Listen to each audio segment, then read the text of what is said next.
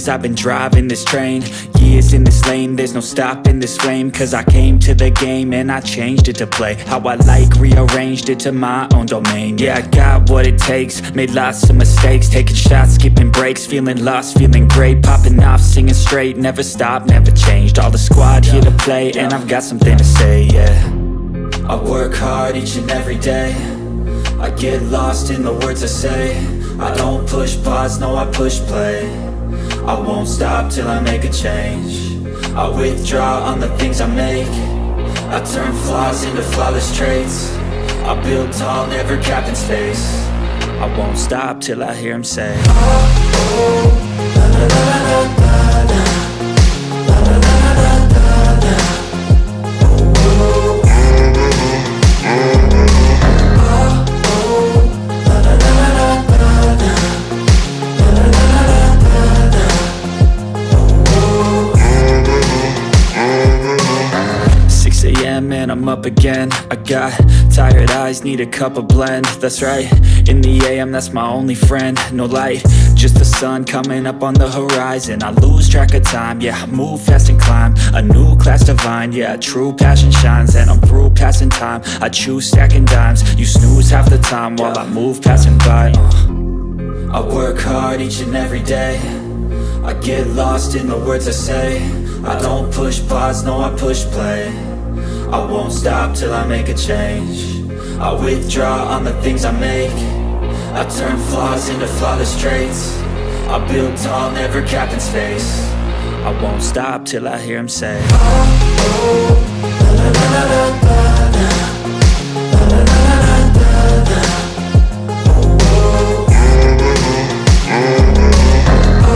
oh, la, la, la, la, la, la. La, la, la, la, la, la.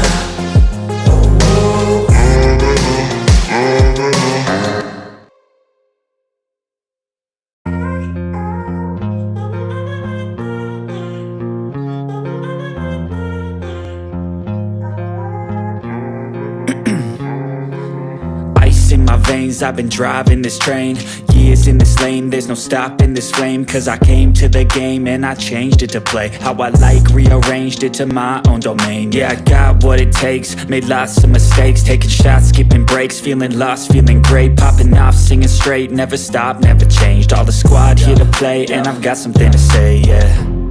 I work hard each and every day, I get lost in the words I say. I don't push pause, no I push play. I won't stop till I make a change. I withdraw on the things I make. I turn flaws into flawless traits. I build tall, never capped in space. I won't stop till I hear him say, oh, oh, la, la, la, la, la, la. La, la, la, la, la, la. Oh, oh, oh, la, la, la, la, la, la. La, la, la, la, la, la.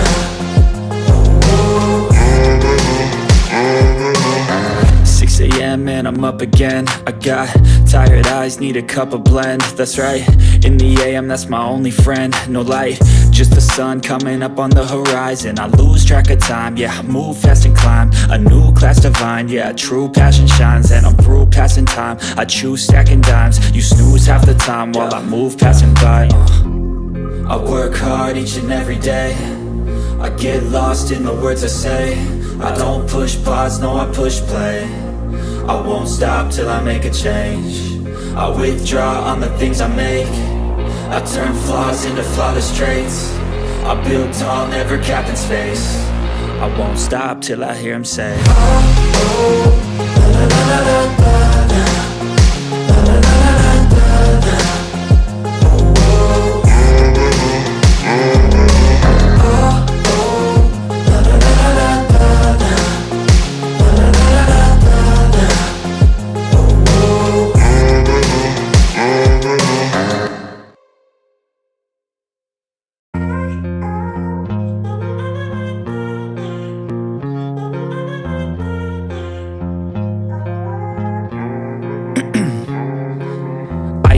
veins, I've been driving this train. Years in this lane, there's no stopping this flame. Cause I came to the game and I changed it to play how I like, rearranged it to my own domain. Yeah, I got what it takes, made lots of mistakes, taking shots, skipping breaks, feeling lost, feeling great, popping off, singing straight, never stopped, never changed. All the squad here to play, and I've got something to say, yeah. I work hard each and every day, I get lost in the words I say. I don't push pause, no I push play. I won't stop till I make a change. I withdraw on the things I make. I turn flaws into flawless traits. I build tall, never capped in space. I won't stop till I hear him say, oh, oh, la la la la la la, la la la la la la, oh, oh,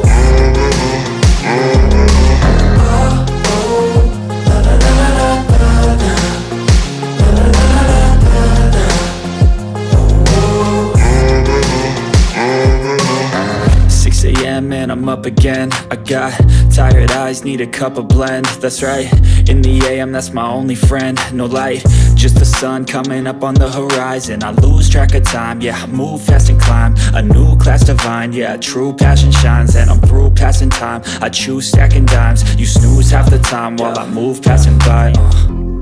I work hard each and every day, I get lost in the words I say. I don't push pause, no I push play. I won't stop till I make a change. I withdraw on the things I make. I turn flaws into flawless traits. I build tall, never capped in space.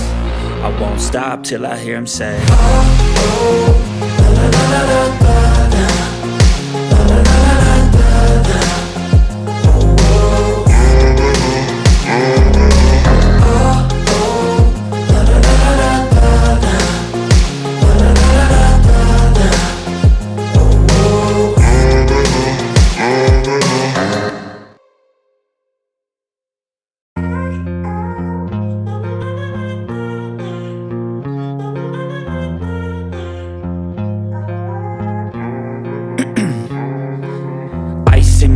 I've been driving this train, years in this lane, there's no stopping this flame. Cause I came to the game and I changed it to play how I like, rearranged it to my own domain. Yeah, I got what it takes, made lots of mistakes, taking shots, skipping breaks, feeling lost, feeling great, popping off, singing straight, never stopped, never changed. All the squad here to play, and I've got something to say, yeah.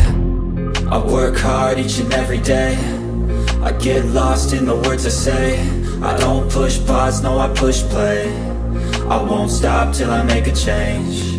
I withdraw on the things I make. I turn flaws into flawless traits. I build tall, never capped in space. I won't stop till I hear him say, oh, oh, la la la la la la, la la la la la la, oh, oh, la la la la la la, la la la la la la.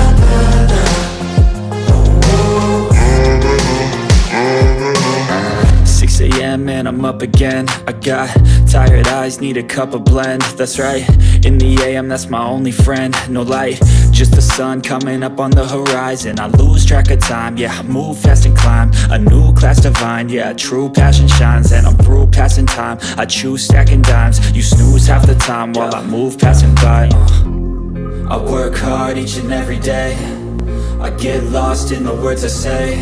I don't push pause, no I push play. I won't stop till I make a change. I withdraw on the things I make. I turn flaws into flawless traits. I build tall, never capped in space. I won't stop till I hear him say, oh, oh, la la la la la la, la la la la la la, oh, oh,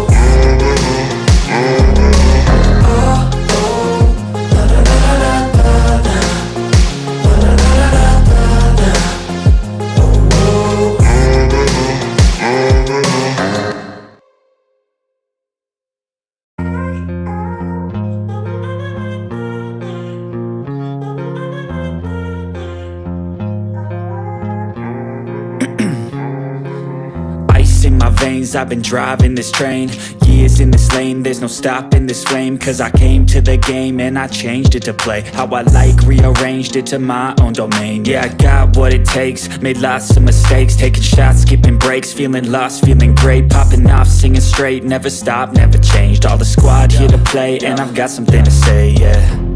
I work hard each and every day, I get lost in the words I say. I don't push pause, no, I push play. I won't stop till I make a change. I withdraw on the things I make. I turn flaws into flawless traits. I build tall, never.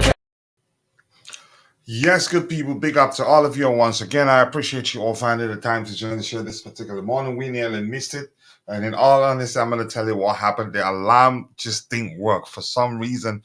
I don't know. But that's by the way, I hope you're all doing well. Today we will talk about a lot. We'll talk about Kepa Arrizabalaga. We'll talk about Kai Havertz, what he said. Talk about Chelsea's transfer target in terms of what age range they're looking for in a striker. We'll talk about Victor Gyökeres. We'll talk about Benjamin Sesko. We'll talk about Romelu Lukaku. We'll talk about, and Lukaku again, Ian Maatsen. And then we'll talk about a whole lot. We have a whole lot lined up here. I think this one is blank. I'm going to take it down. Then we will talk about Mauricio Pochettino's farewell message. And we have a lot lined up, but it doesn't look like we'll have time enough to address them all today, which means maybe definitely we're going to do a show later in the day. So sincerely do apologize. Let me add more light here. Look, that was a bit too dark. Well, thank you so much once again for finding the time to join the show this particular morning. It's been a busy week for me, but we keep going. I promise you guys we're going to turn on the beast mode without wasting much of your time. I'm going to say hello to those of you in the chat, and as I do that, please keep dropping the likes on the stream.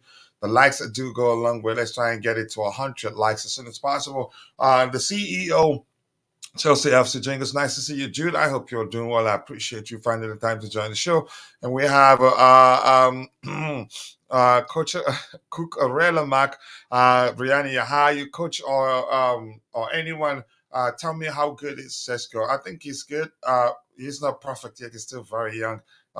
Can only get better. And what is the difference between him and Jax? Who? I get the part where Jax is a striker. Jackson, you mean? I think he's more of a traditional striker than Nicholas Jackson. Hello to you too, Constantine. Big up to you, brother. I appreciate you finding the time to join the show this particular morning. I have to make some adjustment to my camera. Chelsea Ultra, nice to see you. I hope you're doing well. I cannot thank you enough for finding the time to join the show this particular morning. And we also have hello to you too, Mr. No. Chelsea Ultra, nice to see you. Is better. We'll talk about him in a bit. Okay, Phil, nice to see you. I hope you're doing well. Anything else? We get to talking about Sesko in a bit. I just want to say hello to everybody. Give me Chelsea, yes. Give you who? Chiesa, yes. He's injury prone, but he can solve for both problems. Okay, I don't think we need them. We're not interested in signing him. Good afternoon to you, to Andrew Phillips, and Dante is saying here. Sesko fits the style and but he's still developing more potential. I would not pay 55 million pounds, around 35 to 40 million pounds max for him. The market now is nothing is cheap. Nothing on the market is cheap. I would pay 55 million for Sesko, but only if 15 million was a performance base. I think I'm inclined to take that because no player as good as you could say, or close to being as good as Sesko, is cheap. I'll keep on sending some message, really spamming or remote. Just use don't use more than 3 emojis. Anyway, you're a moderator now, so you can don't spam. Sure, be a good example, Shiaka, and I appreciate you joining. Wally Waldo is in the house. It's really a good idea to go for a player that prefers. Is it really a good idea to go for a player that prefers to move to a rival club? Here's the thing. You're talking about what people are saying is the case, not really what we know is happening. There's no way to know what Benjamin Sesko wants. If we're being honest, just give me 1 second. Let me fix the camera. So there's no way to know what Benjamin Sesko wants. We can only speculate. The same thing. There are other players we've heard that we were told prefers going to Arsenal. So if we sign a player, I don't have an issue with the fact that they wanted to go to a particular club. There's competition. And if we beat them to the signature of the player, he does nothing but works. If you hire a player, they have to work. It's as simple as that. So it doesn't matter whether he prefers to go to Arsenal or not. Big up to you to bring back Diego Costa. Is he still playing? Tommy Bryan, but nice to see you. I think just give me a second and let me share the link so that we can get you can get the diversified opinion if people have the time to join me on the panel. Give me a second here. I'll come back to the panel in a few seconds. What am I looking for here? I'm looking for this place. One sec, please. 1 second, please.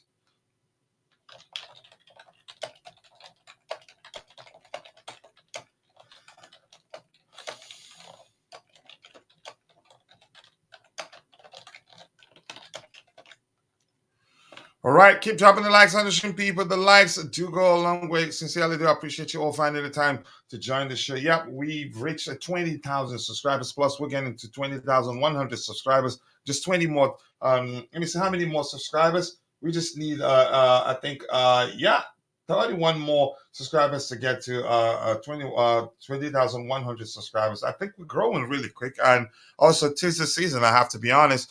But keep dropping the likes on the stream, people. The likes do go a long way. We get to that in a bit. I appreciate you all finding the time to join the show this particular morning. Let's do this and start addressing the items we have lined up as soon as we can. The first item here talks about Chelsea will bank between 11 million and 14 million from add-ons and clauses of loan and transfer deals this season. Kepa Arrizabalaga and Eden Hazard just under 10 million. Amanda Breuer 4 million. That one was the rule. I think the clause on his contract which says if he didn't get to play a certain amount of game, then we get 4 million. And I don't know how Fulham let that happen. Ian Maatsen, unknown figure, but whatever it is, good for us. We did good business there. The owners, they aren't playing. In all honesty, they're not playing at all, and I like that. Let's see. IB saying shout out to Poch, a classy farewell message. Yep, we'll get to that in a bit. And this is saying is my screen frozen again? I can't wait for them to come change the internet to fiber. English is not my first language. I aim to say I didn't say anything wrong. Anything is wrong with your English. I think your English is perfect. I think the issue was that you used more than 3 emojis. That was why Nightbot deleted your message, not me. And you should know that Nightbot is a machine, not a human being. So you don't start a beef with them. You're not gonna win. If you start a beef, you're gonna lose, Siaka. But I appreciate you finding the time to join the show. And one more thing that you must not do, it's use all caps. Do not use all caps. Alex and Marco Mabo, apologies. The machine deleted your message in that because you use all caps. It sees that as spam. So please do not do that. Apologies. I know this is your first time. And more importantly, if it is your first time here, fill at home, express yourself. All we ask of you is just to keep it civil. Your opinion matters here. Yep, that's how we operate. So, sorry, Costa is old. Leave him. That's according to Alex and Marco Mabo. Please do not use all caps. If you do that, the machine will delete your message. So yeah, we're making low key making a lot of money from loan fees, a lot more than we've made in the past. Even though Hazard didn't play, still wasn't a Real Madrid player. We still got some money because he participated. I was told. And I believe Simon Johnson. So I'm happy. Let's move on to the next item. Keep dropping the likes on the stream, people. The likes do go a long way. Okay, let's talk about this. I don't know whether we should, but I just felt like we should talk about it. Really, he had to say something. He says, Kai Havertz, the change from Chelsea to Arsenal was worth it. Chelsea fans were angry that I'd left. I don't know about that. I honestly do not know about that. The Arsenal fans weren't so enthusiastic either because it didn't go well from the start. I just don't. I don't know who told him that Chelsea fans weren't happy that he left. Maybe all he does was watch all he does was watch was watch Minerals LC talk about his departure. Maybe I'm guessing that's the case because I don't know. Not a lot of Chelsea fans were happy. Not a lot of Chelsea fans were happy that he left. Um, I don't. What? Not a lot of a lot of Chelsea fans were happy that actually he left. Sorry, so to speak. I didn't say that correctly. But that's by the way. Let's hear your opinion on what Kai Havertz is saying. That not Chelsea fans were happy that he left. A lot more were happy that he left. Chelsea fans wanted him sold, and I think he knows that, which is why he celebrated against Chelsea. Celebrated when he scored against us.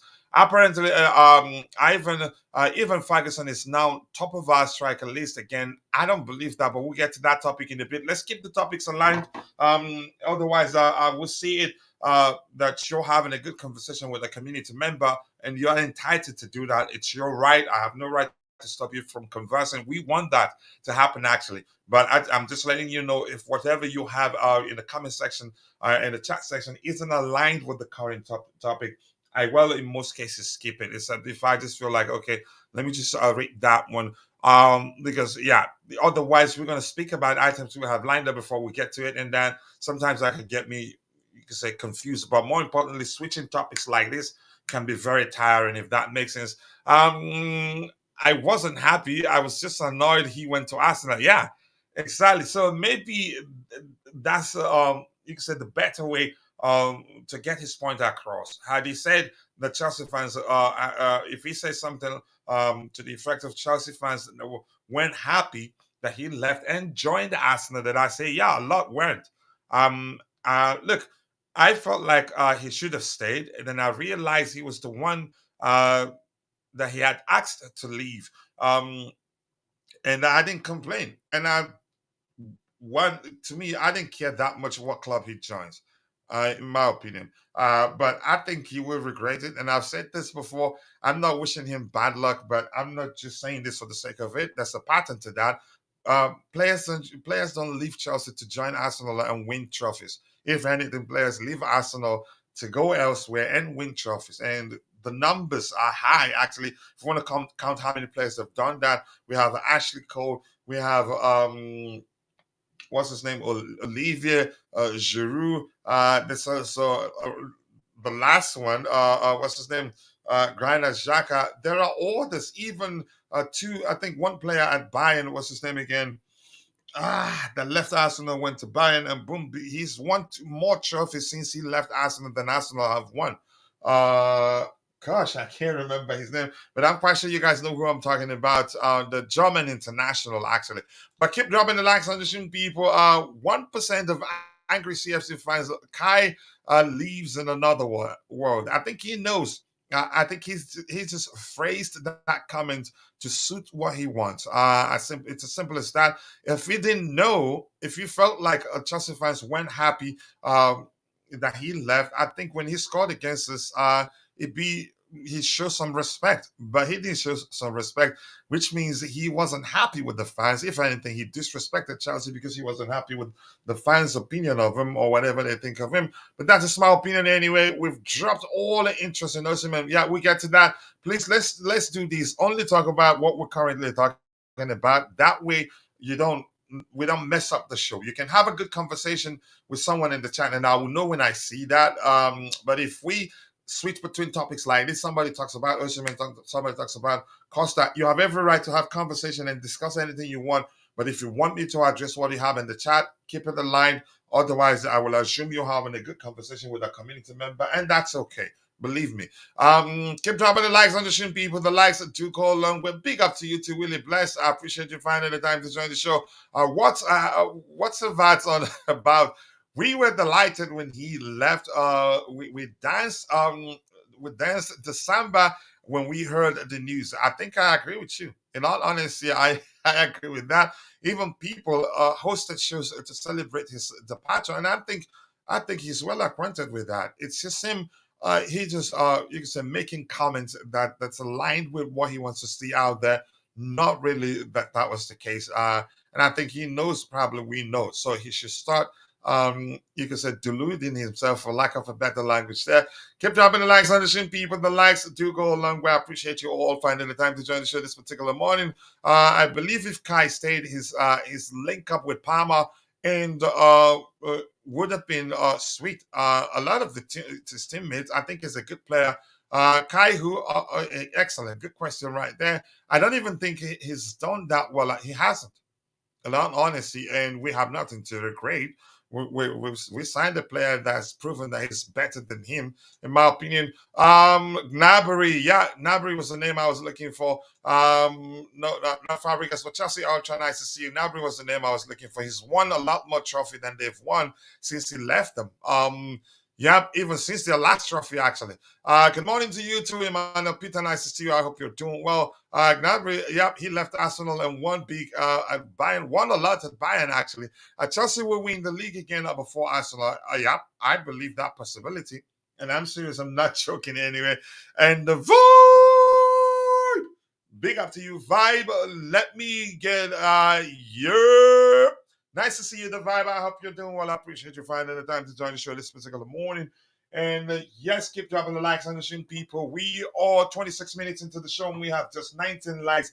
I think we can do a lot better than that. And in total, we have 110 people watching, but only 48 of those people are following the show on YouTube.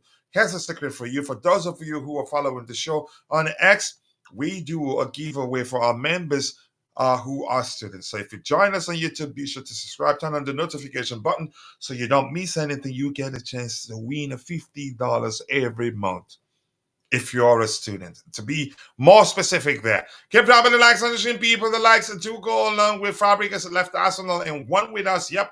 And also he won at Barcelona. You don't leave Chelsea to join Arsenal to win something. Yeah, you leave Arsenal to go elsewhere to win something. It's as simple as that, really. Yeah, it's more like a gravity, only one direction, not the other way around. Giroud left Arsenal and won, as well. There are a lot of them. A lot of players left Arsenal and went to win somewhere else. Yep, that's the truth. Henry, one of them. But Henry was part of the invisible, wasn't he? Van Persie, maybe, to United and won a trophy, and so on. Keep dropping the likes on the stream, people. The likes do go along with 53 people watching, but only 23 likes. I think we should be doing way better than that. And quickly, I want to appeal to those of you who are watching, but for one reason or the other, you're not able to participate in the chat. Just know that we appreciate you. And truthfully, that's because you watching alone does go a long way. You provide great value by following the show alone, even though you're not participating in the chat. But we want to ask you for one favor, one tiny video favor, which is to take a second and drop a like a like for us on the stream. Nobody will even know you did that. That will help us gather more likes, which will in turn trigger the YouTube algorithm and force it to push the stream to more people who will be interested in the topics we have lined up. And so thank you once again for joining. But please kindly do us that favor. More likes. Yep, this says let's get the likes up, people. Please like the video and also do subscribe to the channel if you haven't. And Siaka, I was happy when Havertz left, even though he won Chelsea FC the Champions League with that lone goal. And here's the truth. Let's say this.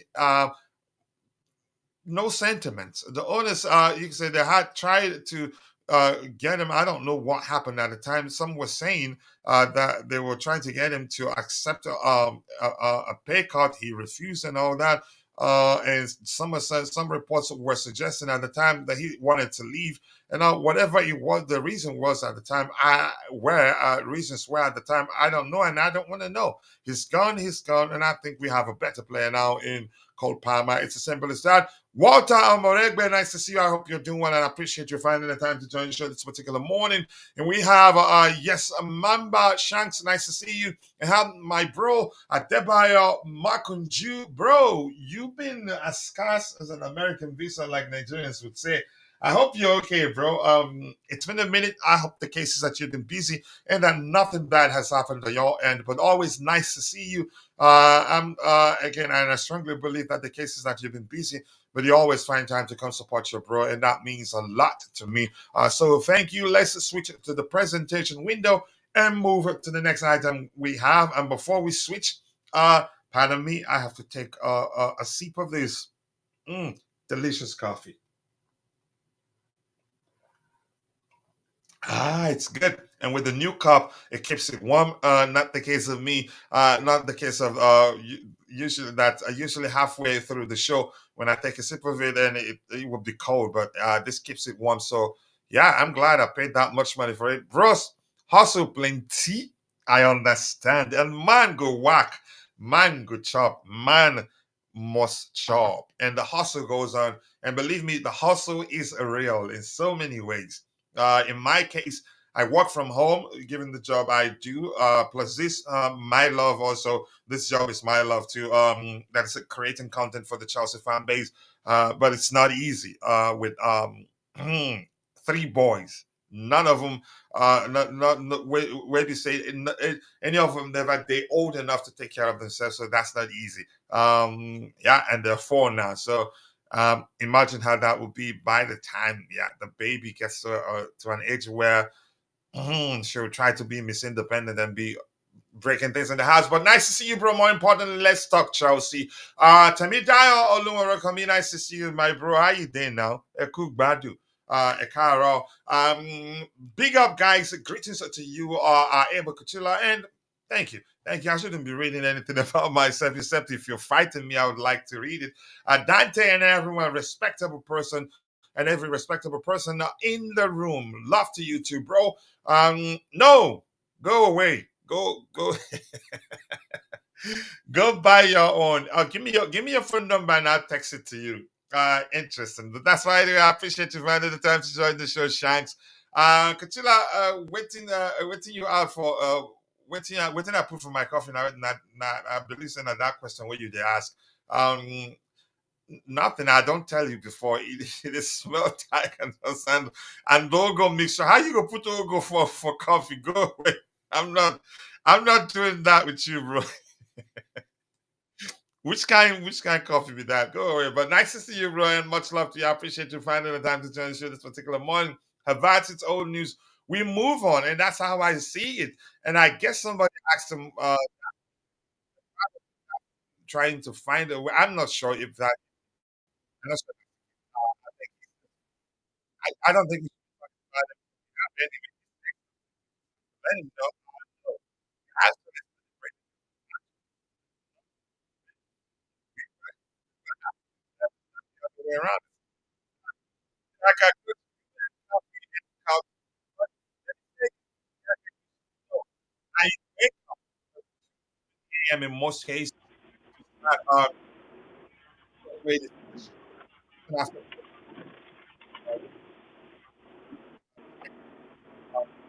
there, but in most cases, you can say all the time actually, Aiden Love for Blue, he's made it so easy for me because every time he's sending me links to news updates, and so that reduces uh, his contributions, reduce the amount of work that I have to do alone. And Dante, whenever time allows, comes on to help in so many ways. You can say it's our collective strength that has carried the channel this far. So the community this far, we're growing. So thanks to AD for all the updates. Coach, audio not good. I'm not sure what that is. I think it will fix. I think it's poor connection. Don't worry, we'll be switching to fiber very soon, and we'll sort it out. Keep dropping the likes on the stream, people. The likes to go along. I appreciate you all finding the time to join the show this particular morning. I do hope you're all doing well. Thank you so much, Bobby. I appreciate you finding the time to join the show. I hope you're doing well. We talked about how much Chelsea made from players on loan. Kepa, Risa Balaga, and Eden Hazard just under 10 million pounds. Amanda Broya, 4 million pounds for not playing, as agreed. Ian Maatsen, unknown figure, and also, right now, we're currently talking about Kai Havertz saying that Chelsea fans were angry that he left. Whatever he said about the Arsenal fans isn't my concern anyway. So if you're there, let's hear you, Bobby. But big up to you, more importantly. Good morning, and I do hope you're doing well.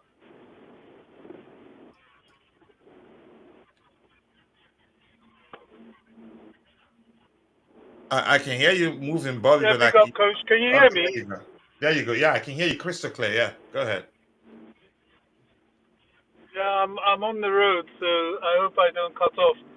Yes, I mean that's the name of the game, isn't it? You know, any player I think we sell or loan, we have to have a beneficial caveat to it. I think I mentioned yesterday about Omari Hutchinson. If we sell him, there needs to be a sell-on and or buyback clause. Same with Ian Maatsen.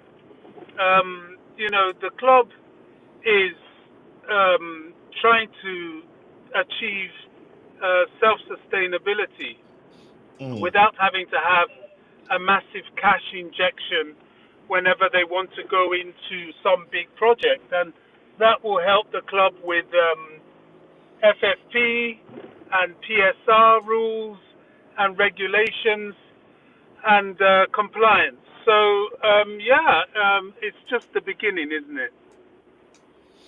Yeah, it is. It is. I mean, good work from the owners. And thanks to Marina. Also, you did give her flowers the other day when we discussed how much we've made from Hazard. And yeah, I'm shocked that we still made that much money. Even though he no longer plays for Real Madrid. I don't know if you have anything to say about the Kai Havertz report, or should we just skip it and move to something else that's of great You know, importance to talk about that one? I, I saw something about him mumbling about this, that, and the other. I ignore these things these days. I don't really know what it's about because I don't pay much attention. I don't know whether he was complaining about, oh, Chelsea fans wanted him to go, Arsenal fans wanted him to, all that nonsense. To me, Kai Havertz is history. Yes, he will forever be in Chelsea's folklore, scoring the goal that gave us our second Champions League, and we'll love him for it. But for now, he's the enemy. He's with the enemy, you know, and to me, And it's he a closed acted like chapter. But one. what was it about, just for the sake of conversation? Bobby, wouldn't you say Yeah, that's where even his if it loyalty wasn't is. We're one, paying even his if wages. you Do could you know say what, Coach? it's not enough to call him an enemy because he scored against us, but he celebrated, so he acted like one. But go ahead with what you were saying. Yeah, so that means he's the enemy to me. You Yeah, know, Jose Mourinho really put it very clear. He said, yeah, he loves Chelsea, but if he's with another team and he's playing against us, he's going all out to kill us, as is, you know, how he talks. Not literally, but that's how he expresses it. So, you know, if you're going to do that, then you become the enemy. To me, Kai Havertz is dead to me, you know, as is Mason Mount and any other of these players that cross the line and go somewhere else. As simple as that. All is fair in love and war. They've chosen war, and we go with that. You know, when they retire, if they come back and they have nice things to say, fine. But the truth is, your legacy is always tarnished when you go to a rival. And if you stay with a rival for a considerable length of time, it becomes very tarnished. You know, it becomes somewhat soured. Yes, when you retire, you can come back and, you know, everybody shakes hands and that, but you'll always have that dual representation. You know, it's so be it. You know, I'm not bothered. You know, Kai Havertz, people like that, I don't even really think about them. I saw that and I just ignored it. Really, I ignored it. I looked at it, I thought, oh, trash. You yeah. know, And then he scored and celebrated. Wow, tongue out. well, He you sealed know, his it fate. happens. And here's what I said when he celebrated that goal on that day. I put out a message on X saying he better win that trophy because if he doesn't, Chelsea fans are going to smoke him. And I said I'm starting Arsenal aren't going to win it, and I was sure at the time, and he didn't win it, and he they turned them into a meme, him squatting at the But go ahead, you were saying something, You know, Bobby. things like that only bother you if you care. I don't care. You Yeah. know, he celebrates. I don't care. You know, I really have switched off that much. He means nothing to me right now, you know, as does Jorginho.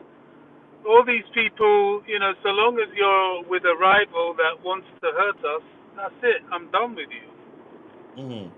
Jorginho's case is it's unique, and he's an example of a professional, in my opinion. And I respect him. I'm never gonna call him an enemy, and I'm quite sure if he scored against Chelsea that he wouldn't celebrate. Given the amount of money we were making this off season via loan sales, haters have to admit these guys are great business folks. Ooh, we need Einstein to tell us that? No, I've always known that's the case. Even I'll be the first to tell you they've made mistakes, but I've always told people, and I'm going to say it again, we low-key have the best owners in world football, and we'll get there. I think in a few years, people will look back and say, ooh, they knew exactly what they were doing. They were ahead of time. They were being proactive. But that's just me. Bobby, go ahead if you were saying something. No, I really believe that. I really believe that. Ultimately we're all Chelsea, and we have to support our club. I was very pleased to see there was something on X which I liked, and I haven't liked any of his comments for a number of times, to my sadness. Johnny Minerals, he welcomed the new coach, and said, well, Chelsea That's welcome new. Chelsea. It is very new, and very welcome to me because he's a match going fan, and I want us all to stick together. I hold no bars that I very much do not That's support new. That's maturity his. from him. It is. His adamant attacks on the ownership is just not acceptable to me. But he turned around. He welcomed Moresca. I'm sure he'll be the first to get on his case if things don't work out. But I think he has recognized the fact that we need to get behind this guy. And he was mature enough to say, look, whatever his own personal feelings about it, Moresca's now with us, and he welcomed him. And I put a like on that, and we move on, and that's what I'm looking for. So, Yeah, for yeah. whatever reason, he unfollowed me, and I don't want to follow him again. So let's move on. I don't care really. Uh, I remember him wanting to come under the panel here, but I was concerned at the time because yeah, he is the languages he used a profanity read, and I don't want that. Now we're a family show. We don't want that. Yeah. Go ahead if you're still speaking, Bobby. Yeah, I have to say it saddened me. It saddened me a lot because I was very, very fond of him. I really was, and it took a lot for me to stop. I haven't unfollowed him, and no, not at all. But it took a lot for me to stop going or listening to his platforms. But it was just tedious, and I didn't think it was healthy. But for him to be strong enough and supportive enough to welcome the new manager, I liked it, and I liked him, and yeah, it was good. That's what I'm looking for anyway. I don't hold it against you if you retract your steps. We all do silly things, and ultimately, if we show that our heart is blue, that's enough for me. Yeah, and Wally Waldo, I have never seen anybody use the word severely in this manner. He says, by the way, Sugar's are severely interested in Omari Hutchinson. Okay, thank you for that. Keep dropping the likes on the stream, people. The likes do go a long way. Wouldn't it be great if Maresca won trophies before Havertz? It could happen. It's very possible. The so-called angry fans we break out in Samba yet. And I'm going to say something. I've seen people suggesting he said that about winning the trophies. And I've told people I am leaving the Aura gang. I'm joining the Seeing is Believing gang. But I believe he will do well. How good is this Sesko And player? I'm there too. Yeah, go ahead, I'm Bobby. there too. That's where I am too. We have to see to believe in this case, Mm. mainly because we don't have anything to go by to believe. This is a raw new manager, and Mm. I have honestly, my gut feeling is he's going to do it. He's going to make us, great again. Go ahead, Bobby. I Keep don't, speaking. I'll be back in 1 minute. Keep speaking. yeah, my gut feeling is he's going to make us great again. But football is about the doing. It's about the winning. It's not about the feeling. So I'm very much in the camp that I have to see it to believe it. It's a very bold appointment, and I admire that. I don't think you achieve anything novel in life without bravery. Doing things differently and setting the trend has always been the Chelsea way. And this guy, I really hope and pray he follows amongst the Chelsea greats, the managers that nobody knew until they knew. I'm talking about the Dave Sextons of this world, John Blumsteds and the Tommy Dohertys of this world, the people that took Chelsea to giddy heights in their beginnings. They weren't people that they weren't everyday names in the coaching world.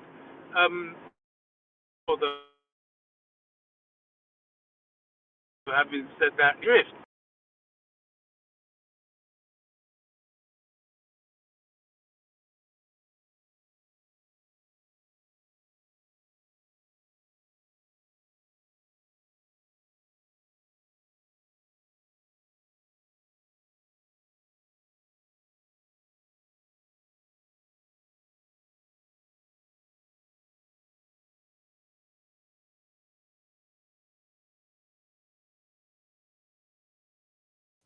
All right, did Bobby move away? All right, sorry, apologies, guys. I'm back. Uh, let's see. Okay, his connection is poor. Why run? Because my house alarm, was triggered. But I'm not gonna say why. Nothing bad though. Wait, Yeah, go ahead, Bobby. Go did you ahead. hear me? Yeah, go ahead. I don't know if you were able to hear all the things I said. I was No, I still wasn't talking here, but go because you ahead. were away. People were listening. Go ahead. Okay, quiet now. No, I was just going to say, Champions League glory to Thomas Tuchel, the second Champions League. And yes, he took us across the line, but people forget that it was Frank Lampard that got us to the knockout stages. He brought us to that point that Tuchel was able to finish. So he deserves some flowers with that anyway. Yeah. Yeah, he deserves respect. He did well and qualified us for the next again for Europe. I've forgotten his story. He did well, but at the time not well enough for the owner. Shank saying how good? Yeah, he's good. He's more of from what I know. I have to be honest. I don't know him that well to the extent that I would to argue whether he's a complete whether he has what it takes to play on either flanks. Just as I know that Moresca would want. I honestly do not know that. So keep dropping the likes on the stream, people. The likes do go a long way. Whoo, that was some running right now before. Okay. Yes, Kamada has signed up for Palace, but Kamada, what was the last club he played for that I remember? But that we missed out on him is not acceptable. I wouldn't say that. I think Wally Wilder was just saying that he likes him. He likes him, and he wanted him to join Chelsea. He isn't better than the players we have right now, and I'm inclined to believe that that's the case. I'm not regretting anything. Waldo, left Frankfurt. Being at last year also. Let's see, Kamada can play multiple positions. I don't think we need midfielders right now. Before I accept that we should go for a midfield, not that that means anything. That person has to be exceptional. Yeah, because we have too many midfielders and some talent to be more specific there. 35 likes, people. We should be doing way better than that. Chelsea FC, when they sell players, it has to have a buyback clause. A lot of times it does. I'm not saying that he isn't good, but he's only good for the club he has. Okay, just have your conversation there and enjoy yourself. I'm going to scroll to the very bottom myself. If I see anybody that I haven't said hello to, hello to you to Ty. Nice to see you. I hope you're doing well. I appreciate you finding the time to join the show this particular morning. Who else that I haven't said hello to? Ty saying, I share the sentiment, Bobby, 100%. I need to see it to believe it. Yep, that's where I am right now. I've left the Aura gang. The manager said we're gonna win the Universe Cup. Saying we're gonna win the Moon Cup, the Venus Cup. No, I'm not into that anymore. I've joined the Seeing is Believing gang. It's as simple as that. Maya, the rapper, is in the house. Maya, nice to see you. He says, afternoon, gentlemen. Up to Chelsea. Glad you are all discussing about the transfer dealings. Hope we sign good players for this project. Yep. I think the imminent arrival of Tosin Adarabioyo is clear indication that the owners would take corrective measures, as I've always preached. They will sign the right. I think it'd be correct to use the term overaged players. Give in comparison to the you can say the age bracket of the players they've been signing. I think they've that's a good indication that they would do that to balance out the squad, and they've learned the importance of us having a balanced squad, mixing things up with more experienced players if we want to start winning immediately. Wouldn't call 27 old, but it's old. Yeah, exactly the same thing I was saying. Coach is saying Dante timed you out. He has more power than you. We will sort that out. Keep dropping the likes on some people the likes to go along with. In South Africa, we have a saying, Thomas, he who believes by seeing, with that, I am with you, Bobby. Yep. Look at you. I don't like all of you. I started saying that everybody just giving Bobby the credit. Now I know how much you guys don't like me. I'm just kidding anyway. But it's not Commander. Let's not talk about Commander right now. Can just run a marathon. I'm not sure how fit I am right now because I haven't been exercising properly for about 3 months right now.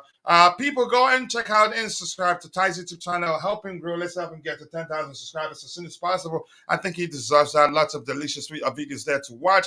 Anything else to address? Let's see. Keep going. GFC Gavin in the building. Nice to see you. I appreciate you finding the time to join. I hope you're doing well.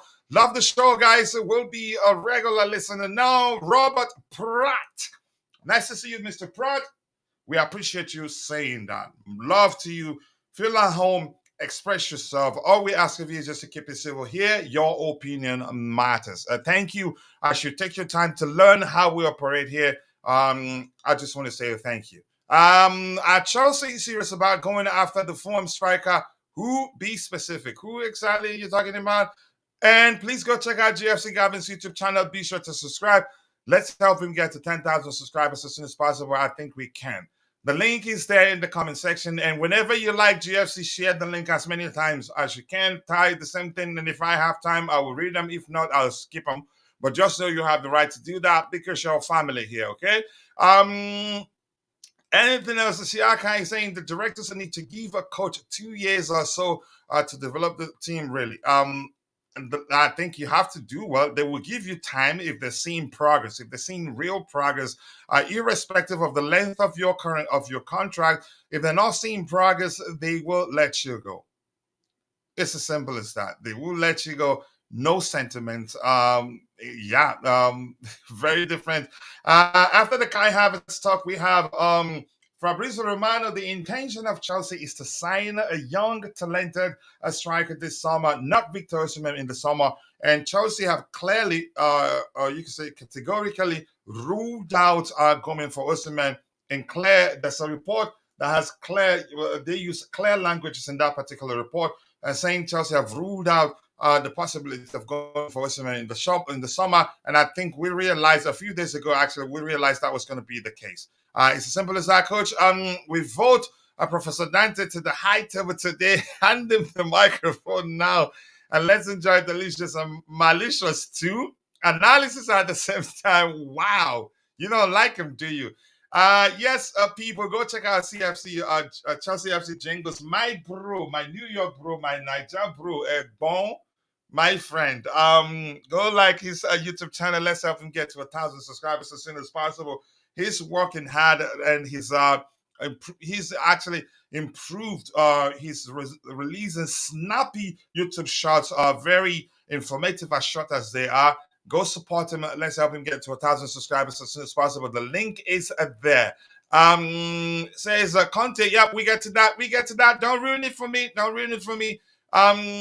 see what you have here. You are going there.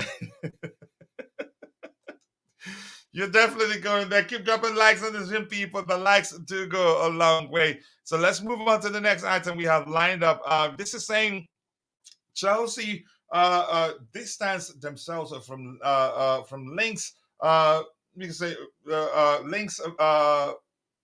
What from links Victor Gyökeres in January, and that remains the case. They're not interested in signing Gyökeres. There's one rumor today. I don't know if I have it open. We get to that. We have a lot to lined up to discuss, and hopefully we'll be able to breeze through them because we don't have too much time. And Bobby, as you're listening, if I start addressing any news that you feel like you have, you can say something to add to, you can just interject or let me know so I can let you come in. And as I was just quickly, Roger, if you're listening, as I was preparing the show today, I saw something backstage saying, Roger, I don't know if that was old one, maybe you wanted to join the show, but at the time we were rounding off. If that's the case, apologies, I didn't see you behind the scenes. No, okay. Yep. It says, bro, that's a question mark. Okay, people having a good conversation there. I like that. We'll be on soon. Okay, I want to see you if you come.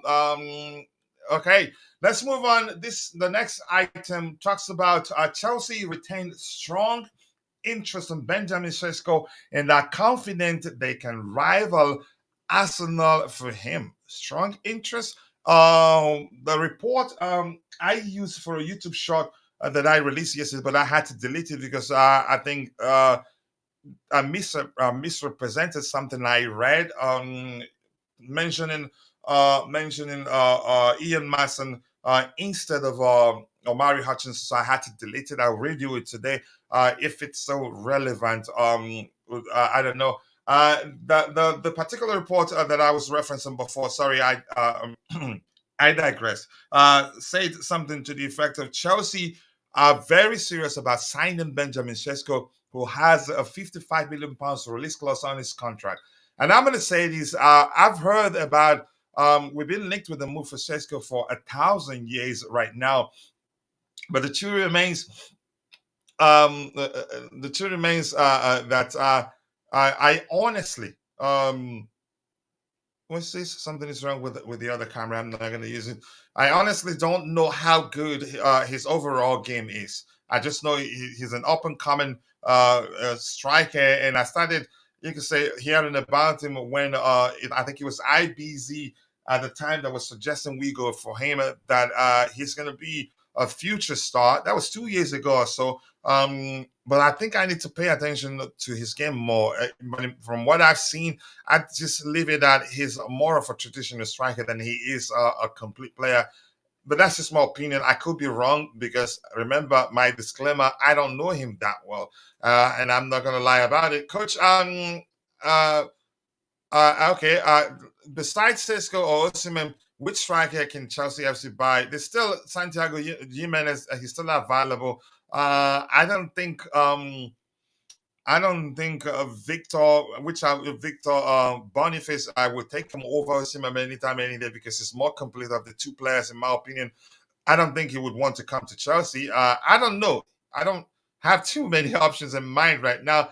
Abbas, my Iraqi bro, always nice to see you. Chelsea should sign Ivan Toney. That Chelsea miss out on us. If Chelsea if we miss out on Osimhen, I don't know. I don't think we want Ivan Toney. It's been confirmed. Okay. Let's move on to the next item. If you have anything to say about Benjamin Sesko, what do you think?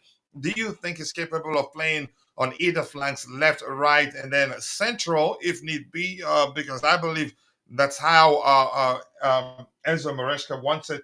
But let's hear you. Do you think he's capable of playing across all three positions in the attacking area? If you think that's the case, drop it in the chat. Let's hear you.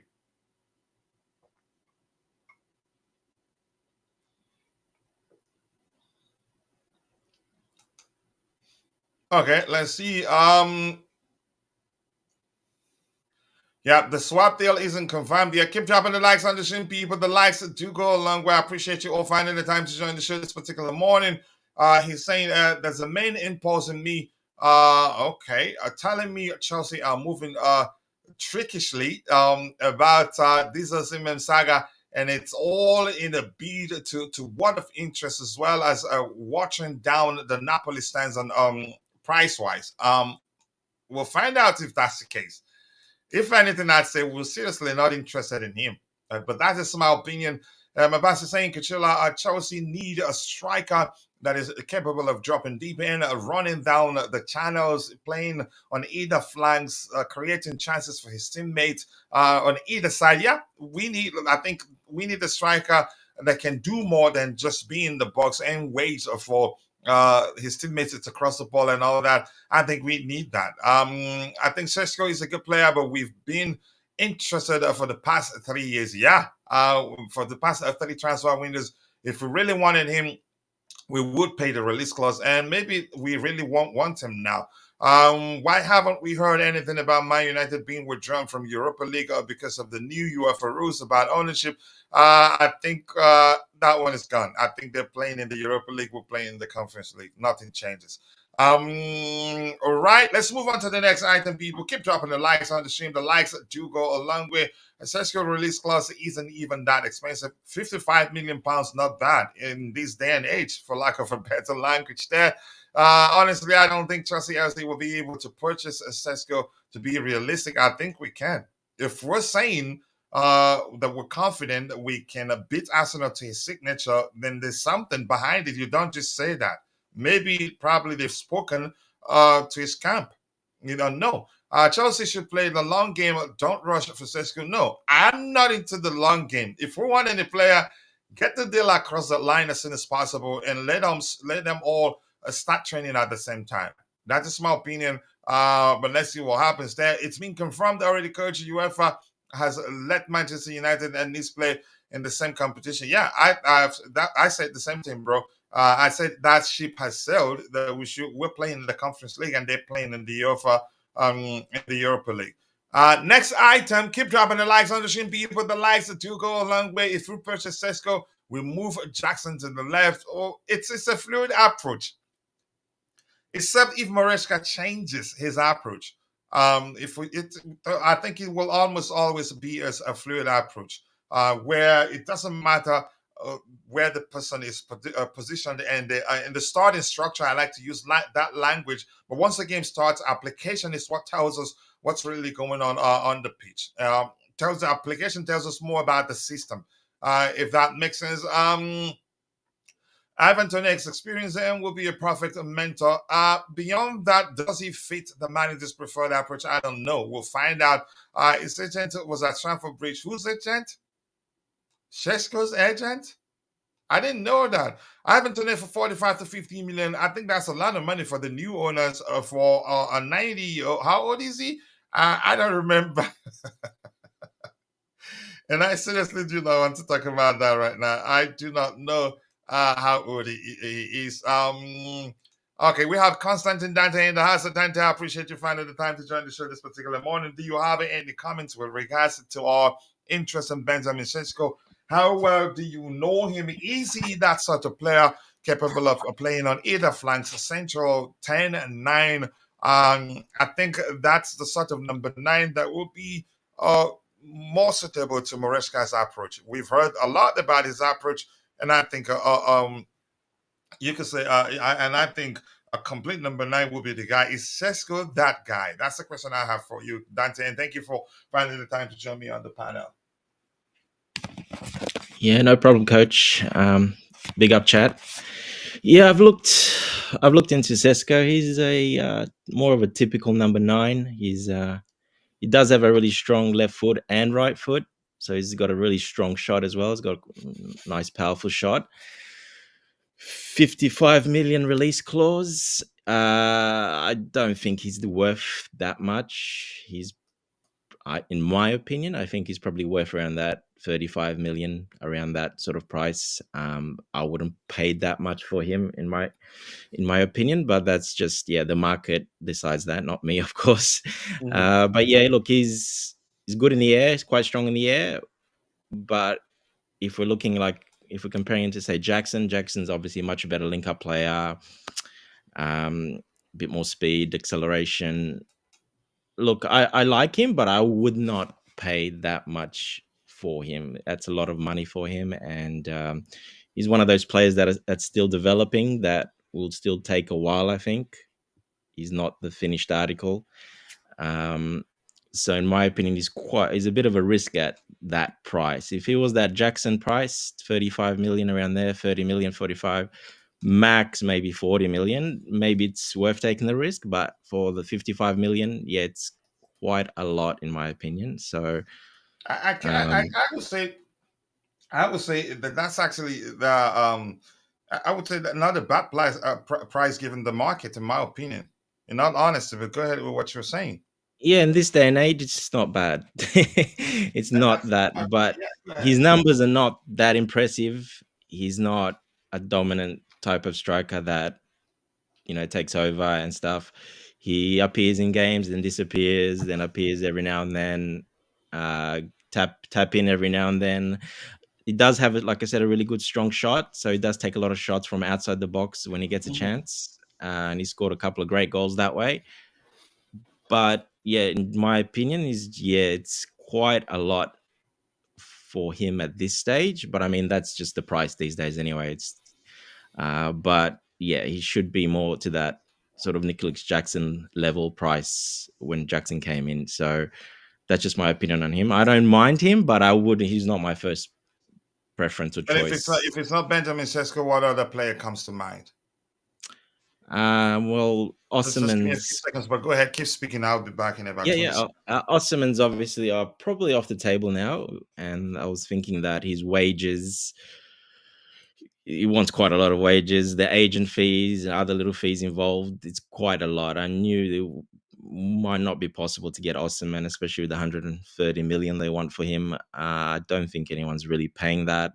We can get 2 or 3 players for that price. So I, I think that ship has sailed with Osimhen for now. Anyway, you never know. We might come back. We might come back last day of no one's bid for him or paid that release clause, and Napoli might reduce the price quite a bit, and we might come back for him. But as it stands, I don't think we're paying that much money and for those wages. The new report that came out saying that the bigger reasons are that he's injury prone. One of the reasons that he's injury prone. I don't believe that at all. We sign injury prone players all the time, and we're only looking at injury prone players. Olise, for example. So I don't think that's a problem at all. The injury, the style of play, a little bit, but he does link up very well in Napoli with these wingers and his midfielders. So I don't think that's a major problem. I think he can be implemented into the side Yeah, look, at ease. I think the manager can accommodate him, but I think he will need him to weaken his preferred approach. Otherwise, I think it's Romelu Lukaku all over again. But that's just my opinion anyway. Go ahead. Yeah, he's not like Romelu Lukaku. Romelu Lukaku is much slower. He holds the ball up more. He's very different. As in Osimhen, he comes back, tracks back, he runs, he tackles hard, he works his behind off, he runs all game, he chases everything, he puts pressure on. Very much like Jackson in that sense, puts the pressure on, presses all the time. So he's good at that. So I don't think he'll be a problem into implementing into the style because he'll work his behind off and he's there in the air. He'll compete for everything in the air. Crosses come in, and he's not a bad finisher, obviously. So, look, I think he'll still work. But yeah, I think there's a lot of other factors that the price, the wages, the agent fees. I think that's a much bigger problem.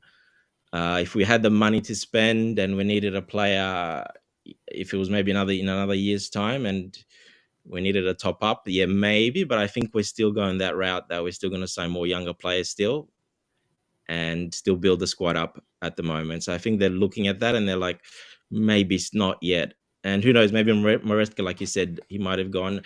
He's not my, preference. He's not in my maybe even top 3 preference. Maybe Moresca told them that as well, and that kind of put them off a little bit as well. But for now it's cooled off on Osimhen.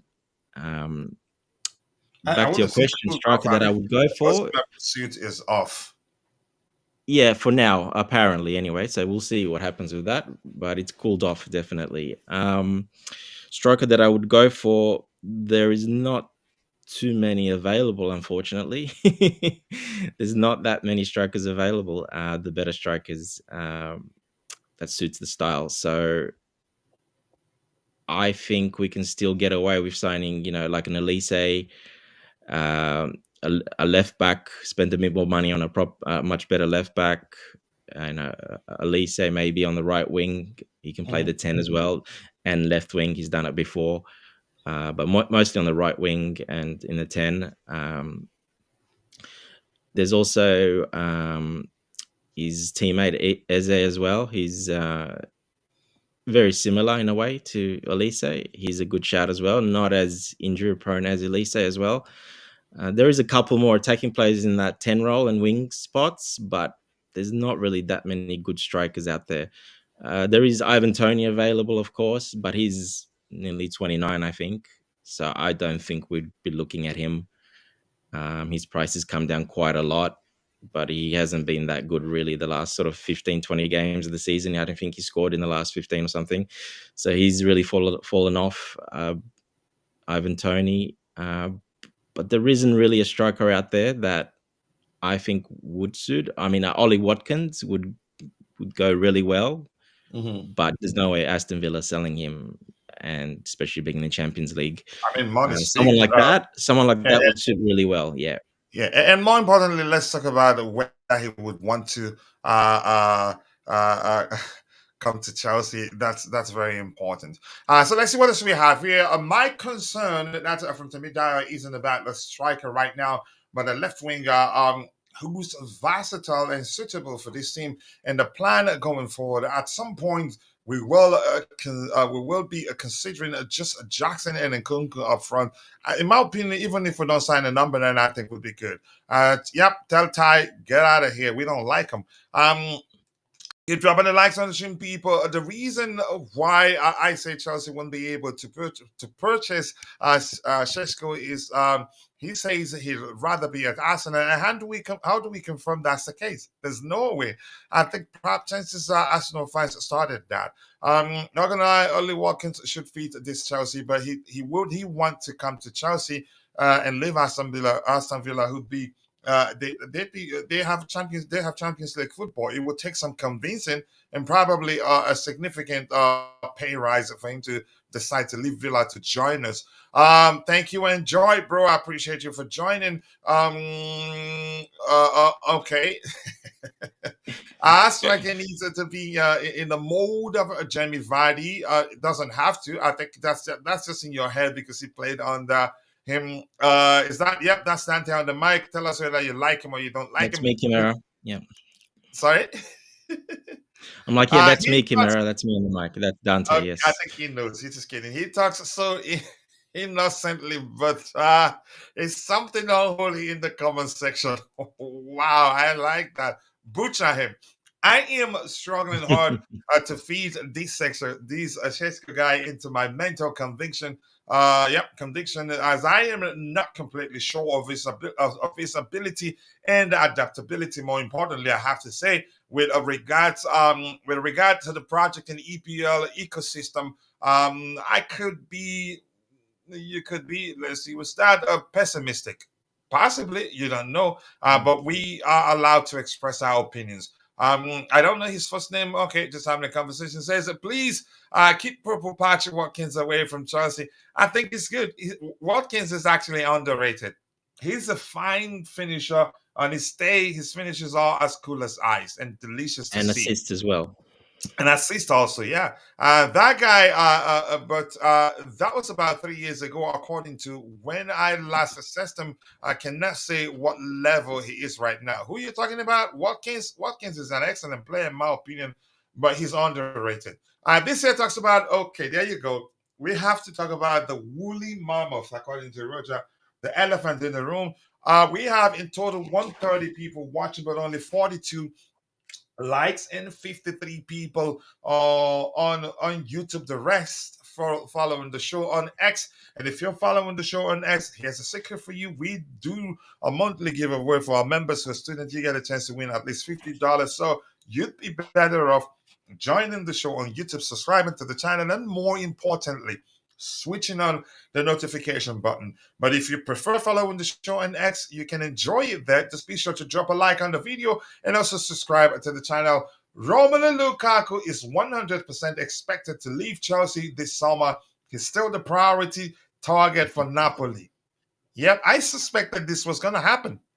And I think I did talk about excuse me, 3 days ago, the chances are, given that Napoli were on the verge of confirming Antonio Conte as a new manager, that he would want Romelu Lukaku. They did great things together at Inter Milan, and it turns out that's the case. But the question is, if the Saudis are truly interested, as we're hearing, Napoli, they're not going to be able to measure whatever salary the Saudis will be offering Lukaku, because it would be something out of this world. But let's see what happens before I bring you on, Dante. I think let me get one more item. It's an aligned report which says that Romelu Lukaku is a priority target for Napoli this summer. Quoting Damasio, two credible sources, and Fabrizio Romano. It may well happen, but if the Saudis are interested, Napoli and De Laurentiis will have no chance at all. And I don't know, briefly, Dante, you have anything to add to that, or should we move to the next item? It's every year the same story of Lukaku. He's going to leave, but he's never left. Just goes on loan, and we're never able to sell him. So I don't know. Look, Napoli will have money if they do sell. But not enough to compete with the Saudis. Let's be clear there. No, not salary wise. No, not salary wise. Money to buy him, they should have money to buy him. But we know the Italian teams, they're not going to want to buy him. They're going to ask for a loan. 100%. I can see asking for a loan. They're not going to want to buy him. That's for sure. Not a loan for Lukaku. I'd say no. Yeah, I would say no either. But who's going to say yes? Are we going to keep him? I don't think so. It's one of those that it's going to drag on all the way, the whole window again, and then by the end of the window, he'll get loaned again. I can just see it happening. He doesn't want to go to Saudi yet. He's not the type of player he wants to go yet.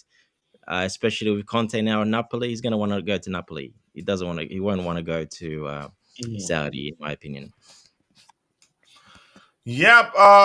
Let's see what else we have here. Keep dropping the likes on the stream, people. It's getting to the point where Chelsea takes advantage of clubs' interests to inflate prices and orchestrate transfer deals in our favor, likely to begin next week. I think we've proven the owners are shrewd business people. They don't mess around. We've seen how much they sold Mason Mount for, even though he has just a few hours left on his contract at the time. Speak, Dante, your voice. Wow. Oh my goodness. Okay. I'm not reading that. Tell me, or when are we going to hear your voice? Why didn't you come on? Vic is in the house. Vic, my bro, is in the house. I appreciate you finding the time to join. Vic, I hope you're doing well. Thank you so much. I cannot thank you enough. Eddie, big up. Eddie, our research chief, is in the house. Eddie, thank you. I don't know whether you want to come in. I'm sure you've been listening, but you can come in wherever you want to come in. You're an OG here. Let's hear you, Eddie. I think Eddie probably hasn't learned how difficult it can be to unmute the mic while using this system. So, Eddie, you have to find a way to unmute your mic first. And sorry about that. Okay. Vic is saying if Napoli cashes in on I call him the Napoli guy because I can't say his name. And Osimhen, surely they can afford Lukaku. Be more specific. Vic, do you really think if the Saudis are interested in signing Lukaku, they pay a lot? I don't think Napoli will come anywhere close to how much they'd be willing to pay Lukaku if Lukaku himself wants to go to Saudi Arabia. I don't think Napoli can measure that. And you know fully well, it's all business for all parties involved. And I don't see Lukaku saying no to Saudi just because he wants to play one more season under Antonio Conte at Napoli. It just doesn't make sense. If he does that, he may well miss out on the opportunity to become a billionaire if he goes to play in Saudi Arabia. But Vic, let's hear you talk more on that. Dante with the Candy Crush voice. Yeah, that's what I want. You guys blast him. But last year, it wasn't easy to sell Lukaku. I think European clubs I have no will idea loan what him. I Candy don't think Crush Spurs will be means. willing to loan him again. Coach, better make special coffee for for who? No, I use powdered milk in my coffee, and he said he doesn't like that. But 80, it's in the house. Aris, my bro, Egbon, my brother, my Niger bro, and many he's everything to me, his family, in all honesty. But let's hear him. Eddie, thank you so much for all the research. um do you have anything, because I'm quite sure you've been listening. Where do you want to come in? You have every right, coming wherever you deem fit. Up to you. Big up, coach. Big up, Big Dante. up to you too, bro. Yeah, big up, Dante. Um, Big up, Eddie. Big up. Hi. I actually only just joined a few minutes ago, so I only got to hear where you're talking about Lukaku, and so I Maybe just like, Sesko. Do yeah, you think okay, Sesko Sesko. fits Yeah, yeah, since Sesko. yeah, so rumors are that we're serious about signing him? Yeah. It'd be interesting. I think, to be honest, I don't think Chelsea is making anything public. The striker they want to sign, we don't know.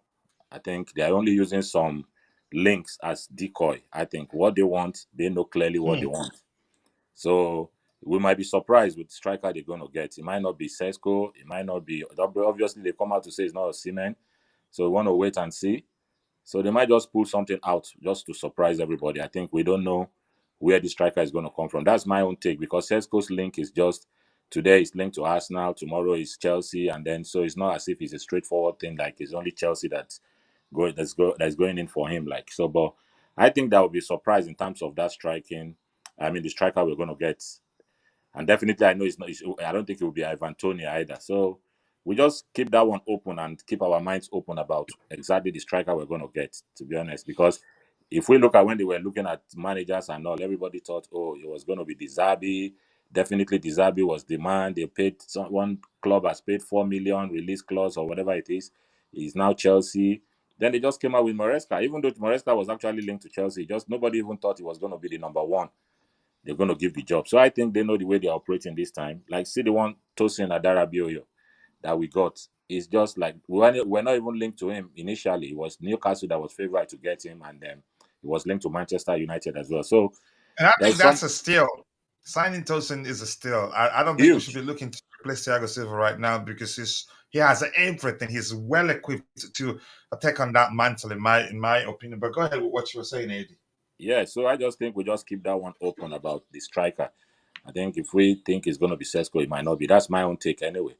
So, but But the let me one say for this, Eddie, yeah, just quickly before I forget. I'm sorry, I don't mean to cut you off. I don't know if you know Sesko well enough to say whether he's your stereotypical number nine, or whether he's a hybrid number nine, or whether he's a complete number nine. I think that's a more correct language. Whether he has a lot more to his game, capable of playing on either flanks, central, 10, 9, like the sort of players we have now. Palmer can play 10, 9. He can play on the left, on the right, and Kunku the same thing. Nicholas Jackson, I haven't seen him on the right, but I haven't seen anything that you could say comes across to me as if he's not going to be able to play on the right if the manager deploys him there. But do you think that Sesko, what sort of number 9 is he really? I don't know him that well, and I'm trying to learn. But go ahead. Sorry for cutting you off. You can finish what you were saying and come back to that, if you don't mind. no, that's okay, coach. To be honest, I don't know him that much as well. The only time I watched Sesko a little bit of him was when he was actually linked to Chelsea some time ago. When what's it called? Haaland. When Haaland left Dortmund to join, when Chelsea was actually linked to Haaland as well, and there were some people came up with this Sesko strike when we're looking up for striker. It was it last season or the season before. So they were actually heavily linked to him, and I think that time it was to move from Salzburg, if I'm not mistaken, to RB Leipzig. Yeah, he was on loan at Salzburg at the time. Yeah. So I was looking at him. I just looked a little bit about, and he was younger then, and I looked at him as far. It was there were similarities between himself and Haaland, kind of, but it was a kind of a better all-round player than Haaland, to be honest, because Haaland finds it hard to drop off to join play. Haaland likes to stand in the middle of strikers. He's not a typical number 9. Haaland, a good finisher. But I think Sesko has more to his game than when I was. But we had not sat down this time to look at his numbers with South Leipzig. So I don't know much again. Only except if I watch him again to see now that he's gone maybe a year or two old, or two older than then. So I don't know. So we just not somebody I have to look at properly to be able to say the type of striker he is. But whatever it is, they know what they're going for. I think this board, we need to give them time. I'm beginning before. Initially, I was angry the way they were operating, but I can't see if we are lucky to get this Moresca to work. I think we're in for a very good time, to be honest. I think this is the last chance we have now to get this project right in terms of manager. If this guy can work for us and the players we are getting in, I tell you, it's going to be interesting. It's going to be really interesting. But I know fans from the other side, they are praying for Chelsea to fail so that they say, "Oh yes, we said it. It wasn't going to work." I think it will work. I don't know about Shady. I think it will work. I have the feeling myself. I have this feeling that it's going to work. I have a feeling it's going to work. I agree. Eddie, And just to I answer think, your I don't know if question. you agree. I said I think he has a lot less work to do than Mauricio Pochettino had. That's because we have more of a unit than we had when Pochettino took over. You could say, you could argue that the improvement we saw towards the end of the season, not to take everything away from Mauricio Pochettino, was down to the fact that the players became more rehearsed. They were on the same wavelength than they were before he took over, so that made it easier for him. And hopefully, we don't experience that sort of situation where we average at least 7-8 players out per game. I think that will be a serious issue. I remember that I told you that our Wall Street owners won't go for Victor Osimhen. In all honesty, I love Victor, and I think he's an excellent player.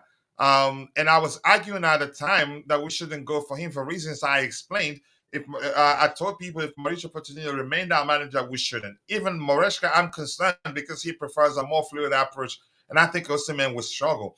And in a more fluid approach, even if he can do well in a fluid approach, he's not going to get the opportunity to score as many goals as he scored. He's scoring at Napoli because he's still there. Why? Because in a more fluid approach, you're not the point guy. The team will not be channeling all the teams scoring opportunities will not be majority of the teams scoring opportunities will not be channeled through you.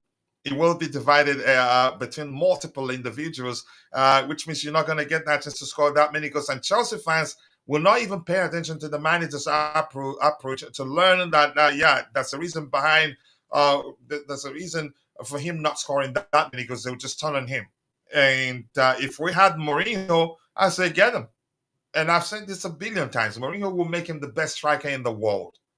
But let's pay attention. If the manager says get him, which means that the manager believes, he will get the best out of him. And you don't pay that much money for a traditional number 9 and use that number 9 only once in, you can say, in certain games and leave him out in other games. I think it doesn't make sense to pay that much money for that number 9. All right, keep dropping the likes on the stream, people. Likes to go a long way. I appreciate you all finding the time to join the show. It looks like the most we can do today will be 60. We're at 48 likes. We still have in total 145 people watching, 61 on YouTube, and the rest on X. That sounds like rhymes, and I am a sucker for good rhymes. Keep dropping the likes on the stream, people. The likes do go a long way. Lukaku is never loyal. He would choose Saudi over Napoli. Tell me about it. Tell me about it, my New York bro.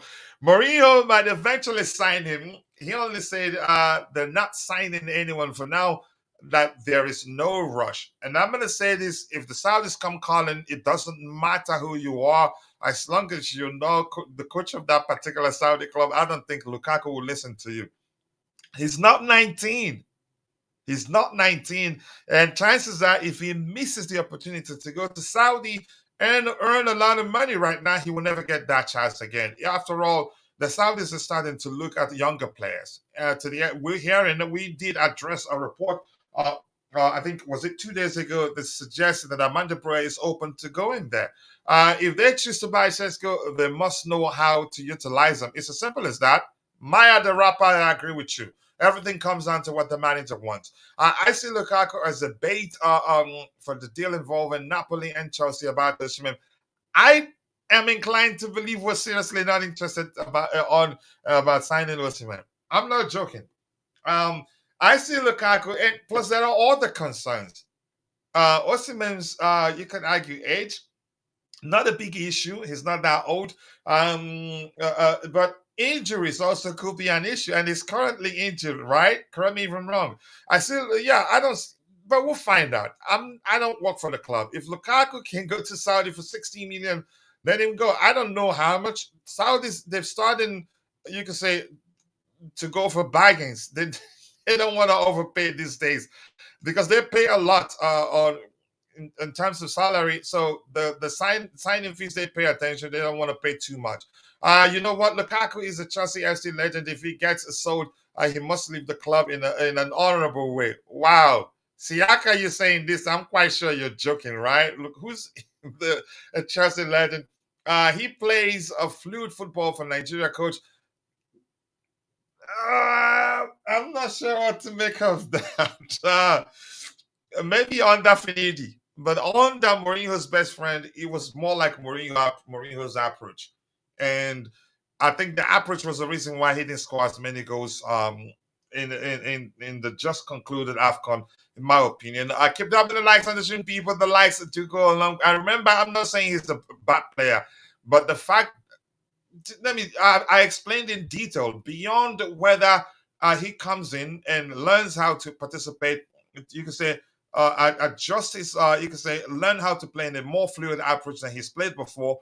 But he's not going to score as many goals. And to Chelsea fans, they want him to score as many goals as he's been scoring at Napoli, irrespective of the manager's approach. They won't even pay attention to that.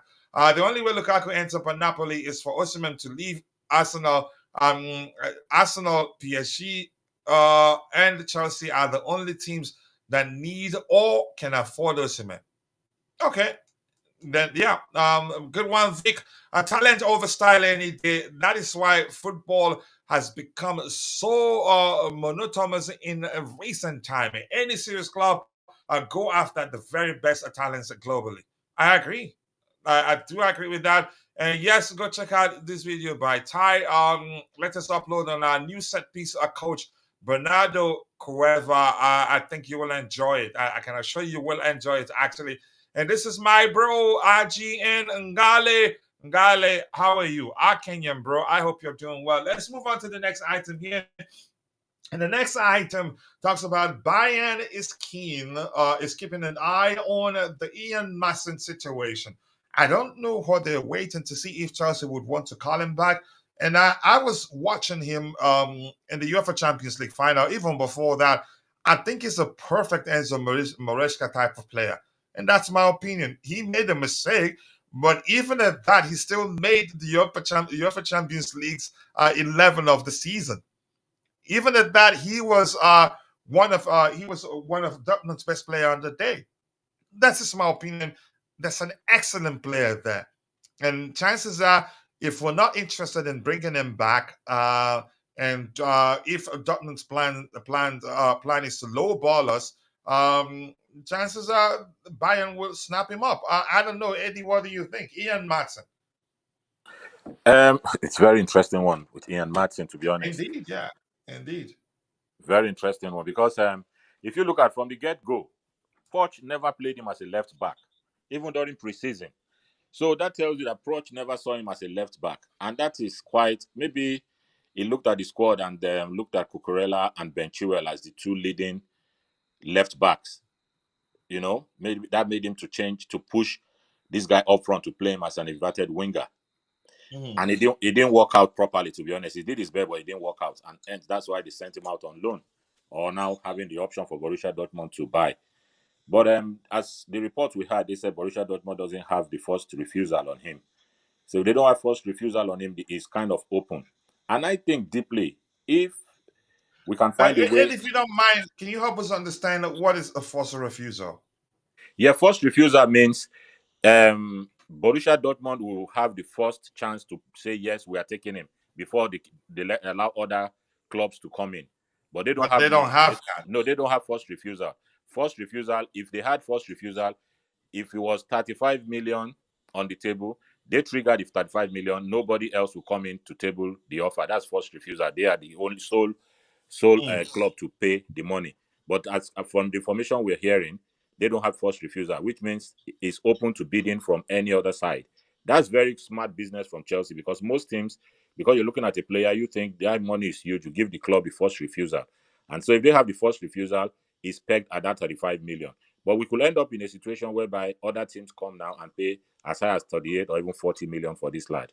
So that's the way it's going to pan out. But what I was saying is, if we can find a way around FFP, and because the only reason why they sell Maatsen, I think it counts as homegrown player, isn't it?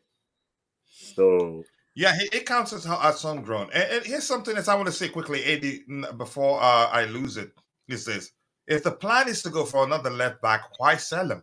I think it would be exactly, better of bringing him back, and he E- would then not spend anything at all.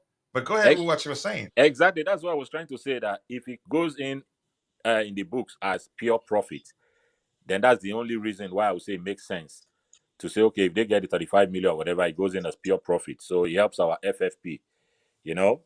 So, but if that's not the case, then why sell him? Because except they're going to get, because according to information, they're going to get a young left back, a talented left back that is young as well. So they could be getting another left back cheaper. And everything about selling these players that I can hear some fans moaning about is we have to first balance our books. Chelsea, as a football club, we have to have a football club before we have players. So they have to balance these books for us not to fall into this FFP issue. So selling the likes of Gallagher and others, they are just looking at to balance these books first. So that's the only thing I would say. But Maatsen has shown himself. I mean, making the team of the UEFA team of the season, that's massive for him. Massive to make the first 11. You know. Yeah, that's huge. That- I think Chelsea fans, I think we have that toxic culture of judging a player, no matter how good they've been, even if they've been good for 99 games, and in the 100 game, if they make a single mistake, that's it. He's a bad player. There's an excellent player there, and one that if we let him go in the future, we'll still look back and say, why did we let him go? Dante, I'll come to you in a minute, and I think I'll hand over to you from there, then come back and join later if you guys stay on. Osimhen will fix our problem. I believe Jackson has a higher ceiling above all these strikers available. Zubairu sounds like Danwana from northern part of my beloved country, Nigeria. Birth country, to be more specific. Above all these strikers available, we can use that Osimhen money for 2 or 3 players. We've ruled out the you say we've forfeited the pursuit of Osimhen. If Bayern comes into the Ian Maatsen scene, we should up the price to 100, subject to negotiations. Kind Niger mindset. Fluid football is simply OPEC. Okay, is that how you pronounce that? Is that OPEC? Correct me if I'm wrong. Barca have now realized that the quality of player determines tiki-taka rather than tiki-taka making a player. Chelsea need an elite forward, and let me see that. And so clear to see. Yeah, but it depends. You must consider the manager's approach, and the profile of striker you want to bring in matters. Yeah, you don't want to sign a player for the sake of it, and it comes in, and that player comes in and fails. Someone said that Maatsen sucks, but he's on Champions League team of the season. The mistake doesn't really matter. I think, but that's toxic culture at Chelsea. Make one mistake and that's it. Yes, he's very right on that. First refusal is Dortmund's weakness right now, and an advantage in some sort to us to attract more interest. I think a smart move by us. And Keyshawn, my New York bro, is here. Mabas, okay, just having a good conversation there. Adeyemi Ayo, lots of my people here. First refusal means that, okay, let me just read it. If anything comes in with a bid acceptable by the club, the team with the first refusal has the opportunity to match the bid, put it in, take the player at the price offered. Okay, thank you so much for that. But my question is that, is it possible to still sell Maatsen higher than the quoted price. I'd say yes. Dante, you take over from here. I'll be back if you guys are still here. Dante, are you there? Yes, coach, I'm here. Yep. Go ahead, bro. And sorry you don't have access to the highlighting yet. We haven't taken care of that, but go ahead, bro. I'm handing over to Not you yet, right but now. that's I remember fine. you still have I'll AD. You still I'll have handle AD. it. Okay, in case you have a question for him, he's there. No problem. Thanks. Thank you, bro. Yeah, just with Maatsen. Maatsen, yeah, he's a interesting one, that one. But I do think he also wants to probably go. I don't think he wants to come back. I think he's probably made his mind up that he wants to stay at Dortmund. Obviously, he's fitted in perfectly there. So starting every game, he fits perfect for their system and their style. So I don't think he would want to come back, to be honest. Even if after our ex manager didn't play him in his position, and really, yeah, I just don't think he would want to come back. Unfortunately, we've got that 35 million release clause, and I think we should stick to that. I don't know if it's changeable. It would be great if we can rip that contract up and listen to some offers, but I don't know if we can change that at the moment. Bayern Munich, I don't know if Bayern Munich would go in for him. They are going to lose Alphonso Davies, most likely to Real Madrid, it's looking like. But I don't know if they do have a left back in Rafael Guerrero, which is exactly the same as Maatsen. Obviously, a bit more mature and a bit older, which they did buy from Dortmund as well, actually, a couple of years ago. So he's, yeah, exactly the same player as Maatsen. Obviously, just much more mature, and actually, he's got a really good record scoring goals and assists as well. So I don't know if he'll go into starting lineup into that Bayern Munich side on the left. So I think he'll stay at Dortmund, in my opinion. I think he loves it there. Obviously, you can see he's having a great time there. So I don't see him leaving. I think they're probably going to come in with a lower offer, as Dortmund does. They're not going to the release clause. I think they'll come in with like a cheeky 25 million bid, or 28, maybe 30, but they're not going to pay the release clause at first. So it could drag on, I think, for quite a while with Maatsen, unless someone else comes and pays it. But then, of course, Maatsen also has to agree to go to another club as well. Exactly. Yeah, that's yes, the truth. Yeah. Eddie, what do you think about that? Yeah, I think so. Yeah, exactly. It depends on Maatsen now, and I don't see him moving because it's gone so well for him with Dortmund. So I mean, he can't leave what is certain for him for something that is not certain. Even though if you look at Bayern Munich, if Bayern Munich was to come in for him, don't forget he had what's his name now, the new manager, Vincent Company had him in Burnley. So that would have been an added advantage for him to go to Bayern Munich. But just as you said, Guerrero is there and he's doing well as well. So he wouldn't want to go and start fighting where he has already made his position safe with Dortmund. So I think Dortmund will be in a very strong position to negotiate. But as we said, they don't have first refusal. So them not having that first refusal puts them in a very tight situation, because like we've been hearing whispers about Manchester City looking at him as well. And even there's another club, forgotten now, someone looking at him as well, a big club as well, looking at Maatsen. So there'll be competition for him. And I think him coming back to Chelsea, he wouldn't want to do that, just as you rightly said. Because even though he's under a new manager, he won't want to start fighting to convince a new manager where he knows that he's well settled with Dortmund already. So I don't see that. I think Dortmund might just nick this one. Yeah, I agree. Especially the player is happy there, and he'll probably push for that as well. So I think he'll remain at Dortmund. I think in the end they'll probably just pay the release clause, because I mean it really isn't that much, to be honest. So they should really pay that, and I think he'll end up there, in my opinion, as well. Yeah. Coach has put up here. He's put up back to Victor Osimhen, just saying that we've ruled out making a move for Victor Osimhen for a number of reasons. A couple of reasons stated there: that the 100 million price is obviously a bit too much. I think it's 120 million pounds release, or 130 million pounds. I can't remember exactly which one. I know it's 130 million euros release clause, so it's quite a big release clause. The style of play does not suit I'm not too much of a believer in that. I know coach doesn't agree, but I think he does suit because he works really hard. He drops back. He presses a lot. I think he actually does suit. I don't think that would be too much of a problem. What do you think on the style of play, Eddie? Do you agree with that, or how do you see the style of play? Yeah, Osimhen. You see, my worry now is that in the last, I mean, his injury record now is not a concern for me, to be honest, above every other thing.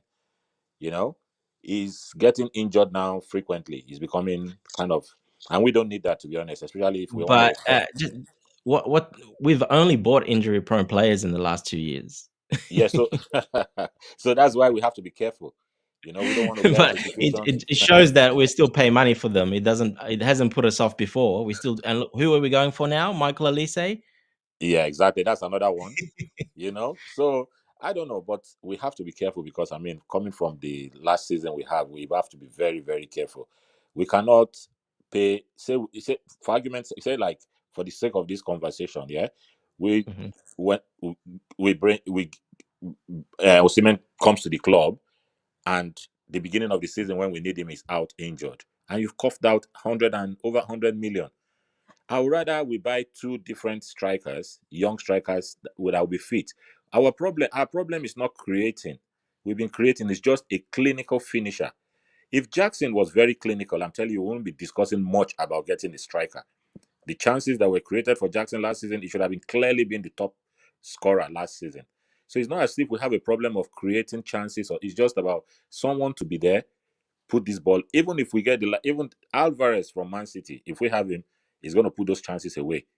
So we don't need a striker to pay huge amount of money. And I've just seen something coming up there now saying Chelsea are in big, trying to get Benjamin Sesko and Olise. I mean, Olise, I don't know, he's been injured a while now, but I think if we have Olise and we can keep him fit, to be honest, I love that player. I love him to be our player. I like Elise as well. Yeah, like you said, the only concern is his injury record. So yeah, but I mean, yeah, it's one of those risk reward. You go for it. We do have quite a bit of depth, so I mean, it's one of those risk reward. But yeah, I would still probably go for Elise. He's a great player. He's still young, so he could still shake those injury worries away. So yeah, I would probably still go for him 100%. I love the way he plays as well. He's a big, strong guy as well, and great shot, assists, can play in the 10. I've seen him play on the left as well a few times. So he's very versatile as well. So yeah, I agree. I would 100% go for him. Yeah. Yeah, we're back to Victor Osman. Obviously, like you say, that injury history. He's got a little. I mean, he hasn't had anything really serious. He just gets little knocks here and there. Like now, he's out 4 weeks. He's got a history of like. I think it's also the way he plays. He Exactly. goes in for every Yeah, I challenge. was about I was about saying that exactly. Yeah, the way he plays. Yeah. Yeah. Yeah, I think he goes in hard, very hard for every challenge, for every ball in the air. Yeah. He puts his legs everywhere. He's put his head everywhere. Yeah, I think he'll have a bit of a problem with that in the Premier League. The players are pretty physical, especially a lot of the English centre backs, and that they're quite physical. So he might have a few concussions as well. He seems to have a few of those. So yeah, he does play that way, which is good. But yeah, it is a little bit of a risk. Yeah, I know exactly what you mean with him as well. But apparently we've gone a bit cold on him. So apparently we're not looking at him, or we've put him aside for now. But who knows by the end of the transfer window where we are and what players we've missed out on and how much money we have left, etc. You never know. We could always come back. You never know with that one. Yeah, but the money, the fee is huge. Is huge, to be honest. Do you It's, think if no one goes in for him or something, and then we go sort of at the end of the transfer window and we say we offer, say, 80 million or 75 million, do you think Napoli would still sell? yeah, that depends on what the new manager wants. Conte, it will likely depend Conte. on if Conte wants Lukaku, if he wants to get Lukaku in, then they are in a big they have big problem. Like they have to sell Osimhen, and if nobody comes in for Osimhen, then but the owner De Laurentiis is very tough to deal with. But I think if nobody comes in, which I really doubt, there will be suitors for Osimhen. You know, I agree. yeah, there'll be suitors for Osimhen. But if it's not Chelsea, it'll be some other. But if nobody comes in, oh, that's a big low one for them, to be honest. Because except Conte wants him, if they don't sell him, Conte. I mean, he's kind of player that Conte will actually like to play for him to be. Is similar to I the think strikers Conte that would love Conte him would because like. he Yeah, yeah, plays with such passion, and I think he'll suit him pretty well, to be honest. So, exactly. but just to think Osimhen's mind's kind of made up. I have a feeling that he's made his mind up that he wants to leave Italy. Mm, But mm, he has put himself in a bad position because he signed that new contract with this massive release clause. mm. So yeah, it's kind of his fault as well for signing that massive release clause. He didn't need to do that, but he put that in his contract because if you remember, he signed an extension, a 2-year extension, I think, Exactly. and they added this massive. Yeah, so it's his fault in a way as well for doing that as well. But anyway, we'll see what happens with him. Um, back to the strikers again. I was speaking to Coach earlier. I don't know if you heard about the strikers. What other strikers are out there, and who would suit? I was saying there's not too many strikers out there at the moment that are available and that really, we were talking about Sesko, um, and he's young. You did talk to him about him a little bit. And just to answer your question about Sesko, you asked earlier, yeah, he only plays in the 9. He's never really played left wing or right wing. He's only played in the 9. Okay. He's not very, you, he's never really played, so he's not very versatile in that way. He only plays the 9. Mm, Yeah, so he's not like a Jackson where we can put him left wing or back in the 10 a couple yeah. of times like we did. He's just a 9. He's more of a typical number 9 that likes to, sit up high and drop. He's got a bit of speed. He drops back sometimes, but mostly he sits up high and keeps the defenders more occupied usually. Okay. Um, he has scored a couple of great goals. I was saying that he has an amazing shot. He's got a Mhm. left foot and a right foot, which Wow. is great, Yeah. which is a bonus. He The time he does drop back to get the ball, he likes to turn and shoot. Okay. But otherwise, he's mostly just in that 9 position, keeping the defenders busy. If a ball gets crossed in every now and then, he'll do that. But and that's why his goal scoring record is not as impressive. Mm, He's not one of those that scores a lot of goals. So he's just still young, of course, still young, still developing, in my opinion. So, and I was saying I would not pay that much for him, but that's just what the market is at the moment. He's more like a like a Jackson, that price, that 30 million, 35 million. I think that's his real price, really. Uh, but yeah, he's not very, he's not very versatile, that versatile to play in any other position. He can only play that position from what I've seen. Yeah. yeah. Yeah. Oh well, that's why we need to complement that. Maybe having a good wingers, so he doesn't need to do much trying to drift to the right or to the left. I mean, if we have good wingers and you can supply him with chances, I think if he's a good finisher, then that's what we lacked last season. If he Yeah. can finish. But I love the aspect where you said he drops down. If he can drop, because if you watch Alan doesn't like dropping to get the ball. He loves to be. Sometimes that's why I find him is so easy to mark out in big games. Good defenders mark him out because he just like to stay in between two defenders and just try to see chances coming. But I mean, he doesn't try to move them around. He doesn't. Yeah, I know what you Yeah. mean. I But if think that's Sesko, also a part of Pep's style as well, to keep him there, to keep the central defenders busy as well. It's a bit of a tactic as well. do you think he's more of Pep style or he cannot adapt to that? He doesn't have it in him. That's why you see sometimes To he drop brings to on. He drop brings on. deep and Yeah, to drop I deep think and link up the play, you mean, or to drop yeah. deep and just yeah. To drop deep to support play and to at least keep the defenders guessing, not always making them easy to him getting himself easy. Look like what Harry Kane does now. Harry Kane drops Yeah. nearly to the midfield to get the ball, and he ends up scoring well again. So I think Mhm. he maybe can't adapt to that. That's why you see sometimes if you see some games, Pep will rather play Alvarez. Alvarez drifts around. He goes to the wing, come back left, and he joins play. I think Alan's all-round play in terms of linking up play is bad. He doesn't have that in him, to be honest. So his weak point is that, and he doesn't want. Then Pep doesn't want to try and teach him that. Rather, make him stand and see. Okay, because you see what covers Haaland is the number of goals he gets. So nobody wants to. I mean, how do you criticize a player who gets 20-something goals and more than 30 goals, 40 goals? You don't want to criticize him because of his finishing. But at the same time, if you watch his record, his play, style of play, Pep would rather prefer strikers that can drop off and then create chances for others to actually exploit space. But he stands and make the defend. I was watching him in the FA Cup final, and that was why he was anonymous. He was anonymous. He didn't do nothing.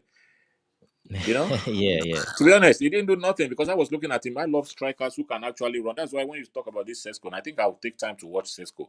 But Sesko, if he can link up play, at least get that play, hold up play from the middle, allow people to go ahead of you, then you keep the defenders guessing. But when you make these defenders so comfortable that you stand in the middle, it's easy to mark you, and he doesn't even have that skill to be able to take on players himself. If you see, Haaland doesn't got those skills to say, okay, I No, control. he's not the most technical player. He's No. not the most technical player. Yeah, he's not the most. Look at if you play Mbappe in the middle, Mbappe can still run at you. He can still take on. He can still make those moves. The skills are there. But Haaland doesn't have that. He just holds up play. Maybe he links. He just pushes ball and runs into space. He wants to get it back to score. So Yeah. Look, he still does the job. He scores 30 goals a season, and he's winning titles, and so if he still does the job. if He we does had the him, if job we that he had him, I needs to won't do, which complain is anyway. finish. Yeah. Yeah. So sometimes it's about a player fitting into with the rest of the players, how he complements them. So Yeah. he still does the job. He's broken records, scoring a lot of goals. Mm-hmm.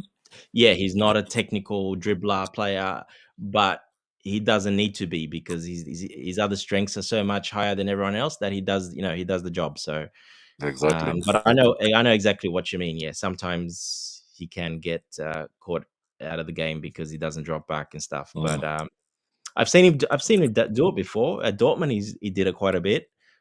That's why I was Yeah, questioning very correct. maybe Yeah. Pep likes Yeah. him to keep the defenders busy because don't forget they play with 4 behind him. So they want those 4 to have the ball more and create space. He wants to keep those 2 central defenders busy. So I look at it that way more, that he does that a lot as well. And it's a bit of a plan in a way. It doesn't always work, but it does most of the time. As we can see, they've won 4 in a row. Exactly. Yeah. So, Um, Let's have, if you got any other questions, Eddie, to go through, we can go through the chat a little bit and see if there's any questions there from the guys in the chat. yeah. Let's have a look here. What are we up to? We've missed quite a bit, so I'll just scroll a little bit. Just saying, I'll scroll here to Vic. Big up, Vic. Just saying that Dante, you're saying Real Madrid still has money left for Alphonso Davies, left back, for after paying Mbappe over $60 million. It's Real Madrid. They always come up with money somehow. So they'll find a way, as usual. They'll find a way. So how much did they pay for Mbappe? Did you see that, Eddie? Exactly. No, I haven't seen that, to be honest. I've not seen that. I haven't seen that the exact amount yet either. I'm not. Wasn't it he on a 3 transfer, or did they actually pay? To be honest, I I don't haven't know. looked into Don't that. know the way. You haven't looked into that I much. don't know Sorry, what. Vic. I haven't Yeah. looked into. I just know he signed for Real Madrid and he's there, and he wanted to go there for a long time, and he's finally there. So we'll see how he goes. Let's have a look at other more questions. Yep, so Chelsea have begun negotiations with Michael Olise. Vic was just saying from a couple of outlets. Olise, right wing, Eddie, you do love this player, don't you? So you would sign him for the 60 million, no problem. Yeah, I say I love Olise, but I don't know about the 60 million anyway. But when we tried to get him last season, and when he didn't come, they now gave him a new contract, and I think they put the release clause into the new Yeah, contract. that's the release clause. If anyone wants to buy him, they're going to have to pay that 60 million release clause. That's it.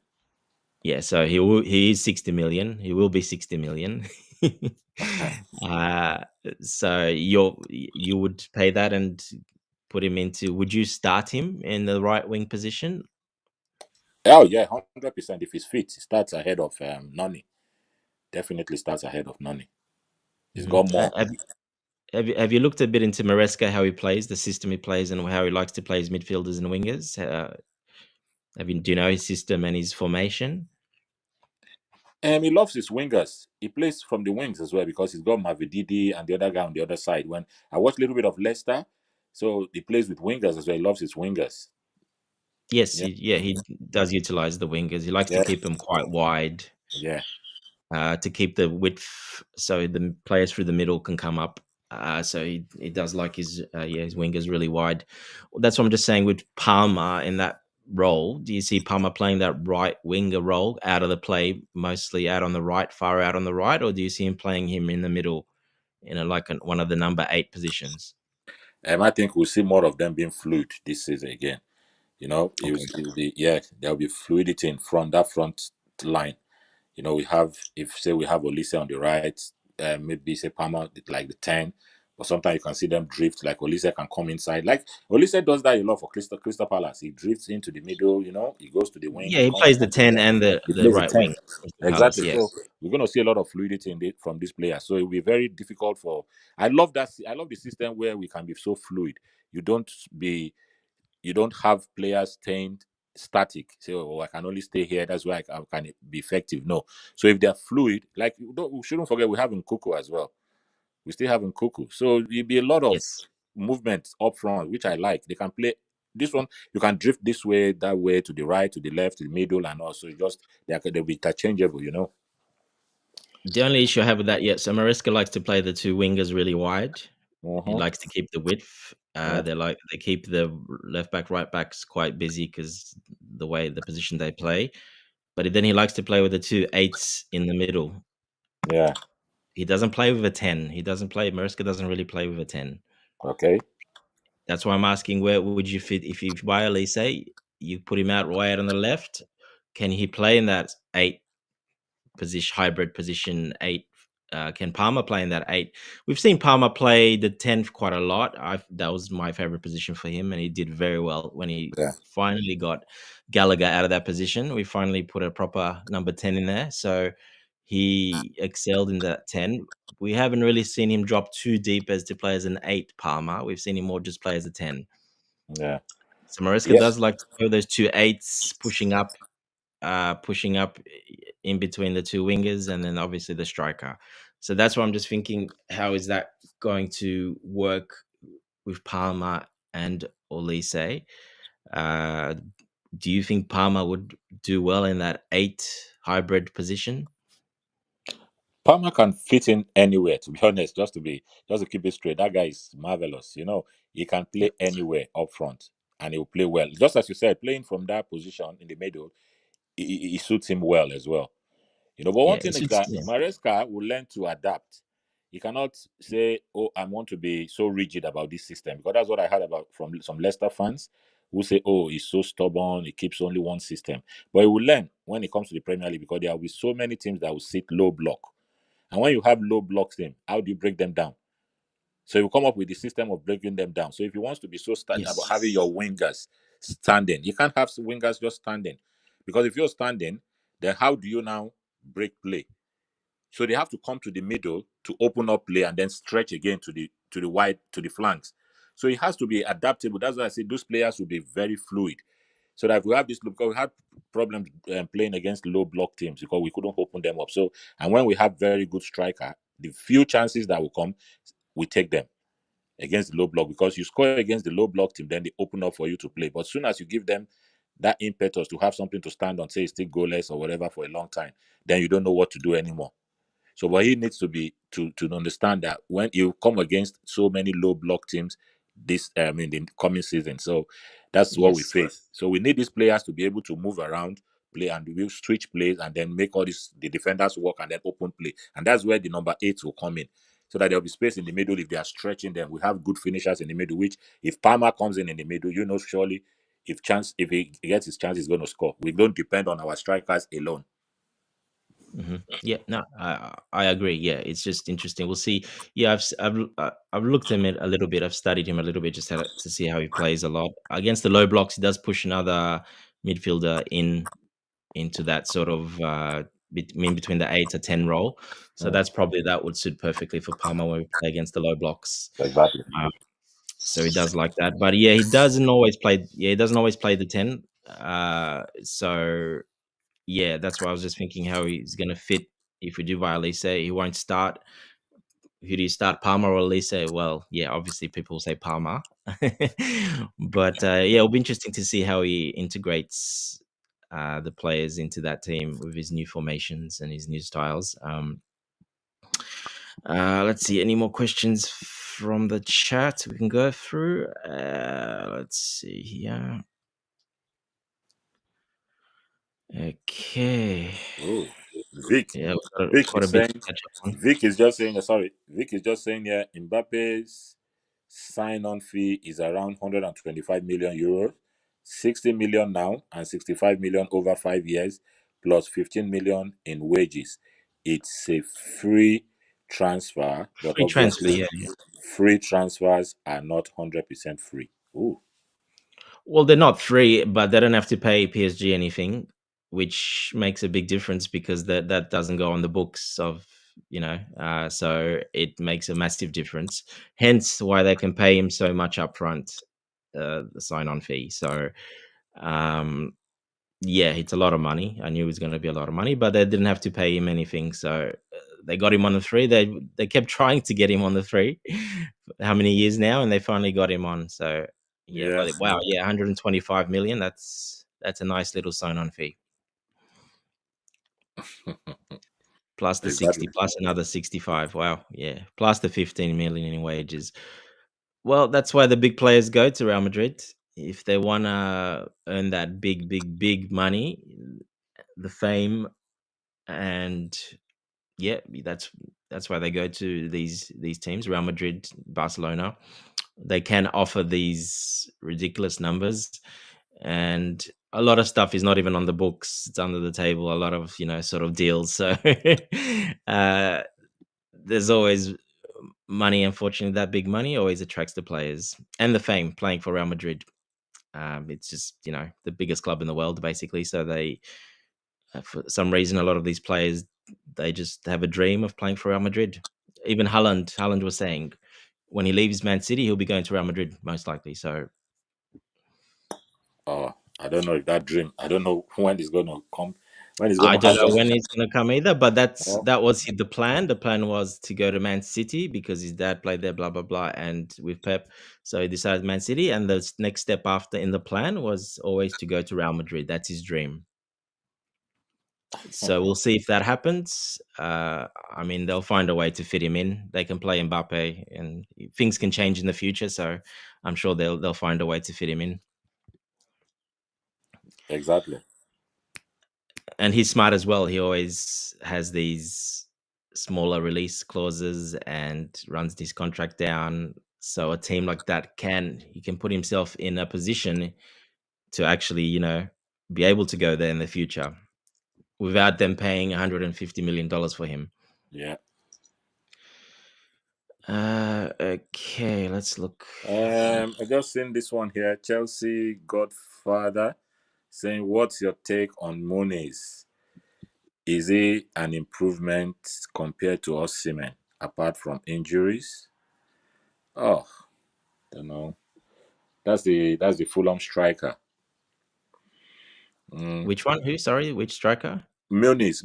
His name is Oh, Muniz. Munoz. Yeah, Muniz or whatever. Yeah. Said, yeah. is it this guy? This Chelsea Godfather is asking, "What's your take on Muniz? Is he an improvement compared to Osimhen apart from injuries?" Oh, I don't know. I've not watched him enough, to be honest. Exactly. I don't know him. I've No. seen him. He scored a few goals end of the season stuff. He played okay, but I don't know him well enough. And the time I have seen him, he's nothing too special. So I really can't comment too much. Like I said, I don't know too much about him, his background, and anything like that. So I haven't watched Fulham too much, unfortunately. Let's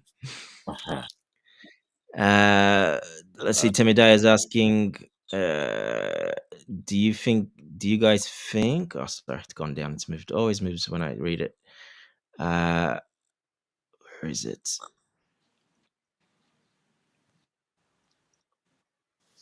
Do you guys think or pick Madueke ahead of Olise as regards to Moresca's style? And that's what we were talking about before. So I'll probably skip that one because we talked about that a little bit. Eddie, if you see any other questions, because my chat's loading at the moment. It's moving a bit slow. Yeah, this one is asking. My best 05 says, guys on panel, have you guys seen the news about Chelsea players are in shock when they return to preseason training with some of their favorite food and drinks in danger from being caught from menu? I'm assuming Yeah, that's Moresca. no, that is not Moresca. It's one of the, I think I saw the story. Yeah, I think let me see if I can actually see the full story here. It says sorry, one second. I'm just trying Did to find he? the Did Chelsea they move players. Yeah, on? yeah. It's Did just they saying change Chelsea chefs or players. something? Yeah, this one is just saying Chelsea players. I think it's one of the dietitians they have. He said Okay, Chelsea yeah, yeah, players yeah, are yeah. in for a shock with some of their favorite foods and drinks in danger of being cut from the menu. Enzo Maresca has been joined by fitness coach Marcos Alvarez, who has earned a reputation for being a strict dietitian. It was Alvarez, working for manager Juan de Ramos, who famously banned sauce, fruit juice, cake, and salt and pepper at Spurs, while fried eggs were taken off the breakfast menu at Leicester during his and Maresca's single season at the club. Ooh. Well, then there you go. I mean, the players, the diets they eat, they wouldn't eat most of those. They do that in their private time if they want, but they don't really eat those things they don't eat stuff like that at the club. It's all protein and chicken breast and pasta. It's all pretty standard. There's not that many choices, unfortunately. So I don't know what other choices they had before. I remember Conte. I remember when Conte came in, he banned the players were not allowed pizza. Yeah, yeah. He took out the tomato sauce and the barbecue sauces for like breakfast and lunch because they had those available. I remember he was very strict on that. So yeah, I have no idea what this guy will do, but yeah, that's an interesting one. Something a bit different.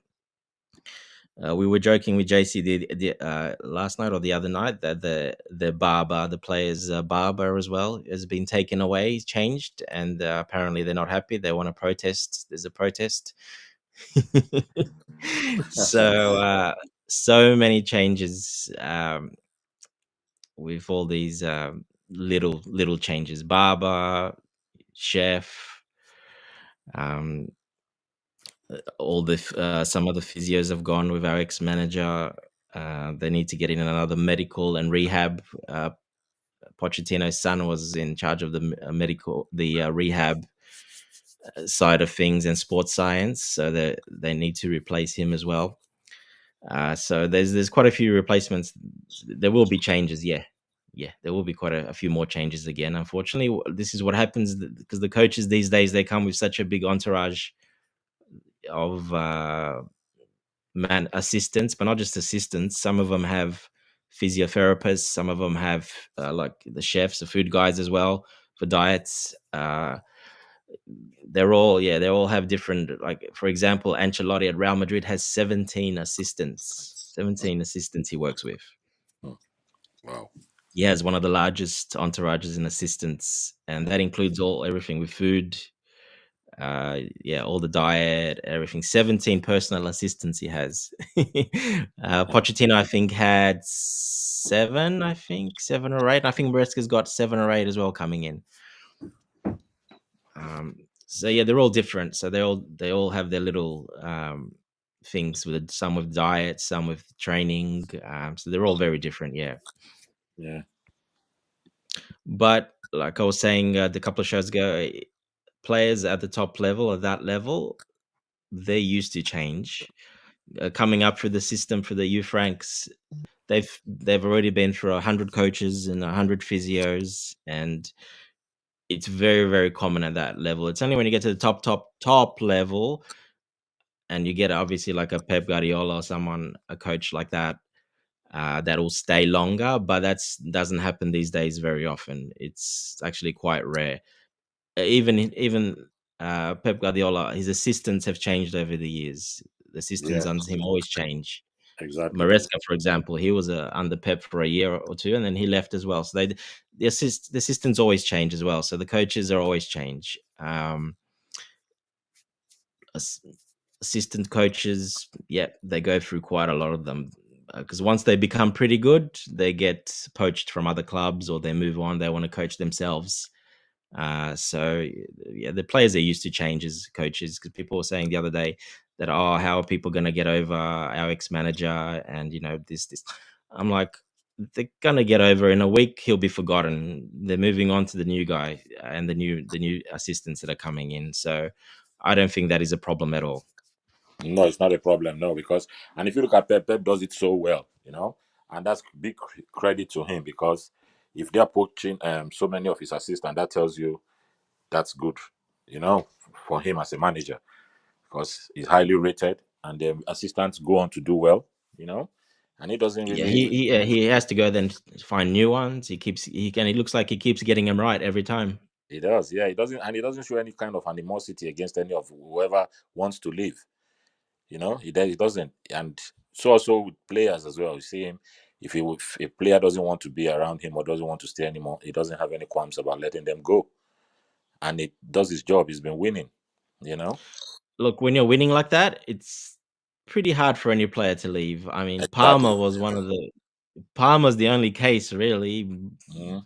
but he was a very young player that, yeah, if he stayed another year, Palmer would have broken his team, I think. But the timing was perfect for us. Yeah, Lucky we got him. Yeah, like you say, then yeah, not many players want to leave when you're winning everything like that, and no, not many players want to leave. That's for sure. exactly. This one is saying, just quickly here, Vic saying, I don't think Moresca needs Olise. If he's recreating the same tactics from Leicester, he needs two Boston wingers, Palmer and a striker. Two of the midfielders will also push and the right back inverts. Hmm. Yeah. That's why I was saying I have a little bit of not worry, but how he would start Elise if he comes in, because of how he plays and his tactics. Yeah, and that's why I was saying, how is that gonna work? You're not gonna drop Palmer for Elise. I don't think that's gonna happen. Will Elise be happy to come and not start every game? So yeah, that's something we need to look at. It might affect the decision in the end. Elise might say, or Manchester United might come and say, "Look, you'll start every week for us on the right wing," because I'm pretty sure he'll start over Anthony. Anthony. Yeah, So but yeah, yeah, but that's the that's the only difference. way I had of getting Elise. If we're gonna get Elise, if he's gonna agree to that, you're not gonna start every game because I don't see him be able to start every game if he plays the system that Maresca plays. Yeah, but the difference is, Premier League is it's a different league entirely. You will learn first because, like I said, Premiership for like the new boys coming up, say like Ipswich and the likes of even Leicester coming back up, and who else got promoted again? The first aim is just to survive. So with that, they want to accumulate as many points as they can. So it's not like the Championship where every team is starting; they're pushing for promotion. So it could be those tactics that he used for Leicester in the Championship might not work in the Premier League because Premier League is all about survival. Every team wants to grab points off you, and especially from the back of the bad season we've just had, teams will look at Chelsea now as a soft target. So we can actually go to Stamford Bridge, which used to be a fortress for teams before. Now several teams came there last year and got points off us. So that could help in a way for Moresca to think, oh, I better quick make this place as hard to play, a place to come and play, not as easy as they saw last season where teams keep, got points off us. So we have to quickly know that he has to be adaptable. He needs to change the system, not being rigid. If he thinks he's going to be rigid, he's going to find it so tough for himself. So he needs players that can open up play because we're going to find low block teams a lot.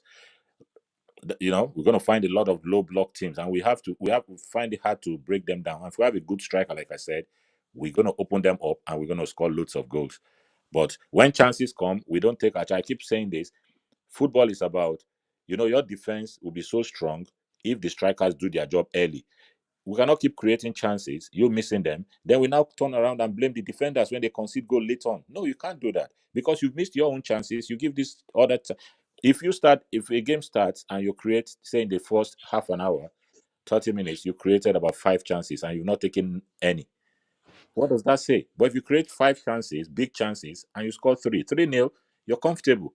It makes the defenders their job so easy. You know what I mean? So, but that's what we need to quickly do, take our chances. And we did that quite toward tail end of Poch, scoring 6 against Everton, scoring a lot of goals and all. You know what I mean? So that's how to quickly build chances, take out our chances and then score and then make the job easy. So it needs to be adapt. I mean, it needs to change his style. You cannot say, oh, it's 4 or nothing, or it's 3-5-4 or nothing, 3-5-2 or nothing. No, he needs to change style a lot. Yeah, look, he's been brought in to play his style and that style of football. So I don't know if he's going to change that up. This is what he was brought in to play, exactly the style of play, or his formation and the style that he's playing with these players, a possession based, build up from the back. So yeah, that's a tough one. I don't see him changing. I don't think he's the type of manager to change. This is his philosophy and his style. So yeah, with that, I think he will play that formation and he will play that style. Oh, that would be his great. That would be the greatest mistake he's going to make. To be honest, if he thinks he's going to be rigid, I really don't like managers that are rigid. You have to be flexible, except if your system you've embedded is just like Pep. Pep needs nothing to change. He plays the same way because he's got players that fits what he wants to do over time. Pep has built this team over time, but you are just starting. So what he needs first, one, to make himself warm himself into the hearts of the fans. So whatever system you want to play, just get the points and play good football. But if you say you want to be rigid and clearly fans are saying that this system is not working and you persist, then it's going to go south, to be honest. He needs points on board as quickly as possible. Then, if he's fitting in his system, because you could see this was what happened against Mauricio Sarri. He kept playing the same system, insisting it has to be one system first. If you don't get used to this system, we are not going to plan B or whatever it was then. And that was his greatest albatross. So now, if you're going to play this system, let it work. Fans will warm into it. Oh, yeah, he's getting it right and we're winning. No problem. But if we're not winning, he insists on playing one system. Oh, I tell you what, he's not going to find it funny. Yeah, I know exactly what you mean. But he comes to me across as that type of coach that he likes. He's quite rigid. He wants that. He's going to implement that system, and he's going to play that system, and he's going to stick to that system. Yeah, there might be a little adjustment here and there, but I don't see him changing it up. Uh, the sporting directors, the owners, whatever you want to say, whoever's involved. I think he is aligned with it. They wanted this style. Uh, he's been pushed to play this style. They got him for the reason to play that style and to play a possession based game. And yeah, I don't see him. He's gonna, in my opinion, he'll stick to that formation and that structure. Yeah, we'll see how he goes. But yeah, that'll be an interesting one to see how that goes. I mean, if he comes from that school of coaches that only stick to that style and play that style because they believe in it so much. That honestly, yeah, they'll make a little adjustment here and there, but the principles is they don't change. If you look at Pep, he doesn't really change much either. He sticks to it. He'll make a tweak here and there, but he does the same pretty much. He'll stick to the same. Yeah, I mean, Pep's gone. Pep has got a lot in the bank to do that. Yeah, I know. A lot in the bank to do that. That's why if you see when he played us again in the Champions League final, he wasn't playing with a 6, and the fans were crazy. But when Pep brings out his lineup, people don't really question him because they believe, Pep gets it right all the time. And when he fails, he's got a lot in the bank to say, I've won this, I've won that. But this is a new man coming into this club. And judging, I mean, everybody, they're going to be looking at him from the get-go. Moresca, everybody's going to be watching Chelsea. What are they going to do? They've just changed manager. People that are wanting us to fail will be so glad he's failing. So he needs to understand that points first before any other thing. That's my take. I think he needs to first prioritize getting points on board. Then while you're getting points on board, you change your system to get these points on board while you're implementing your system. I think they should go hand in hand. He cannot just insist on playing one system that we fans and everybody's saying, the pundits and all are saying this system is not working, and he still insists on playing the system and he's losing points. It's not going to work. It's only new. So whatever style they want to play, points on board first. The systems will come over time. Pep didn't just start the first season. First season of Pep, he never won. He won nothing because the system he wanted to play, the players then didn't match the system. So they allowed him the first year to do this clear out, and he went for the players. He started putting those building blocks. Then to get where he is today now. So whatever Pep is doing now, he's done that over the last 6 or whatever years he's been there with them. So also, if you look at Liverpool, that's why most people don't even talk about Klopp not winning. He's won Premier League in 9 years. And rightly, he came out to say if it was Chelsea, it wouldn't last this long. And exactly, he said the right thing. For Chelsea, Chelsea fans will not allow a manager to be there winning just one trophy in 9 years. So if he is coming in, Moresca, I'm telling you, that's what I think anyway, my own opinion. If he needs to bring in the system, and I like the way he's coming in early, he's getting the job done, he's going to have preseason, implement your style, and then get it playing. When the league start, when the season starts, it's not working. They have systems to change. You're going to find low block teams. What do I play? Is it 4-2-3-1? Is it 4-3-3 that will open up space? Is it 3-5? Whatever it is, think about it and start strategizing now. But if he thinks, I'm going to do this season with 4-3-3 and that's it, and it's not working, you keep losing games, and we can clearly see that it should change, and you have the players to change it, because it's one thing not to want to change and you don't have the players to change it. But if you have the players at your disposal to change the system, and fans can clearly see that you're not changing it, it's a big mess, to be honest. Okay. Yeah, we'll see what happens. My opinion, I don't think he's that type of coach to do that. Oh, each time you say this, you just panic me now, Dante. To be honest, he doesn't. Look, from what I've seen, he'll make some tweaks here and there, but not like you're saying to change systems completely and change to 3 at the back, 3-5-2, and he's not going to. I don't see him doing that. I Really? see him sticking to his guns and playing the possession style and build up from the back and what they got him for, basically. So I don't see him changing systems like that and just coming out just to play for the points at the start. I don't see him doing that. I think he's going to implement that from the start. But that's just my opinion. Yeah. Oh, well. Chelsea Godfather just in the chat saying, Moresca won't change his style apart from a slight variations. Same with Pep and his disciples. So he's just saying he's kind of agreeing with that they, think he's not that type of manager to do that. So only time will tell. Medai is asking, guys in the panel, who is your most preferred striker option leaving Osimhen out of the picture? Eddie, go ahead. That's we just talked that a few minutes ago. Talking about there are not many strikers out there, and I don't know a lot about other strikers. We know about Osimhen, and he said we shouldn't talk about Osimhen. Ivan Toney. Besides Osimhen, is there any striker you would sign for Chelsea besides Osimhen? You see, the problem we have now is I don't know what type of striker this manager likes. If it was say Conte, you know the type of striker he likes. If it was Mourinho, we know he like Osimhen will suit Mourinho. Lukaku will suit Mourinho. But this manager, and I don't know, because he played with Vardy, he played with Daka. They are pacey. So that's why if you look at Sesko, like I said, I've not seen much of Sesko, which I'm going to try and study and see if it's Sesko, if he's the kind of striker that he likes, So I don't know exactly what. So with Vardy, he changed his style. He changed Vardy's style. We know Vardy's run into space, long balls, fast speed. He changed Vardy's style completely. He got him to drop deeper. And that's how he used Vardy at Leicester. He got him to drop deeper and link up with the play. I did see a lot of comments, and Leicester fans were saying that, and that he's changed him up quite completely. He doesn't play like he used to. He got him to play completely differently and made him drop back a lot more. And you're not really getting those long balls, over the top. So he changed him. And I mean, Vardy is not that fast anyway anymore because he's quite old now.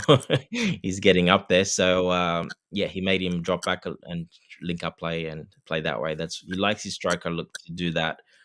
But then on the other hand, I've seen him with other striker. He's likes him just to leave him up top to keep the two defenders busy. So but mostly to drop back and link up as well. Yeah. Like that's Mabas here is saying, Mabas 05 is saying Eddie Chelsea should sign Ivan Toney. Ooh, I don't know. To be honest, Ivan Toney is 27, though. 27, isn't he old? I thought he was like 29. Oh, is he 29? I think so. I'm pretty sure it's closer to 29, not 27. I think he's a bit older. Yeah. Oh, I don't know. If are they gonna go that old to sign players? This new owners? No, they won't. They're not moving away from. They made it very clear they're not moving away from the model, the project, the model plan, whatever you want to call it. They're not moving away from it. The only reason we've got the defender Tosin, it was an opportunity. It presented itself. He's a local boy there. It was a very easy deal. It's for free. It didn't cost anything.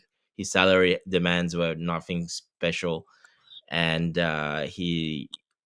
it's good business, smart business, and it's profitable business too, because in 2 years' time we can sell him and make money. It's pure profit, basically. So that was an opportunity they took. I don't think, because they did go over because he's over 25. Yeah, he's 26. But that's the only reason I think they went for that one. That was an anomaly for me. I don't think that's happen again. And that makes perfect sense, to be honest. Perfect sense. Because I've actually, over the weekend, I was watching the clips. He's a very good player. Very, very good player. I never knew he was that good, to be honest, until I saw clips of him. He's a very good. He has a good passing range. He can tackle. He's tall. Everything we need, to be honest. Everything we need. Yeah, everything that Moresca needs, because Moresca knows the player, and it comes from the Man City, obviously, from the youth teams. Yeah. And he's brought up under that style to pass out from the back, like you said. So he's perfect, and I think Moresca probably gave the tick of approval as well. And I think they just took an opportunity and they went for it. Yeah, 100%. I agree. Yeah. But I don't think. I think that's the only. I don't think we're going over 25 otherwise. Yeah. In my opinion, I don't think they're moving away from that model. That was a very rare that happened, but I don't think they're going to go for 27, 28, 29, 30-year-olds. They're not. That is not the plan. They're not going to do that. That's still a while away.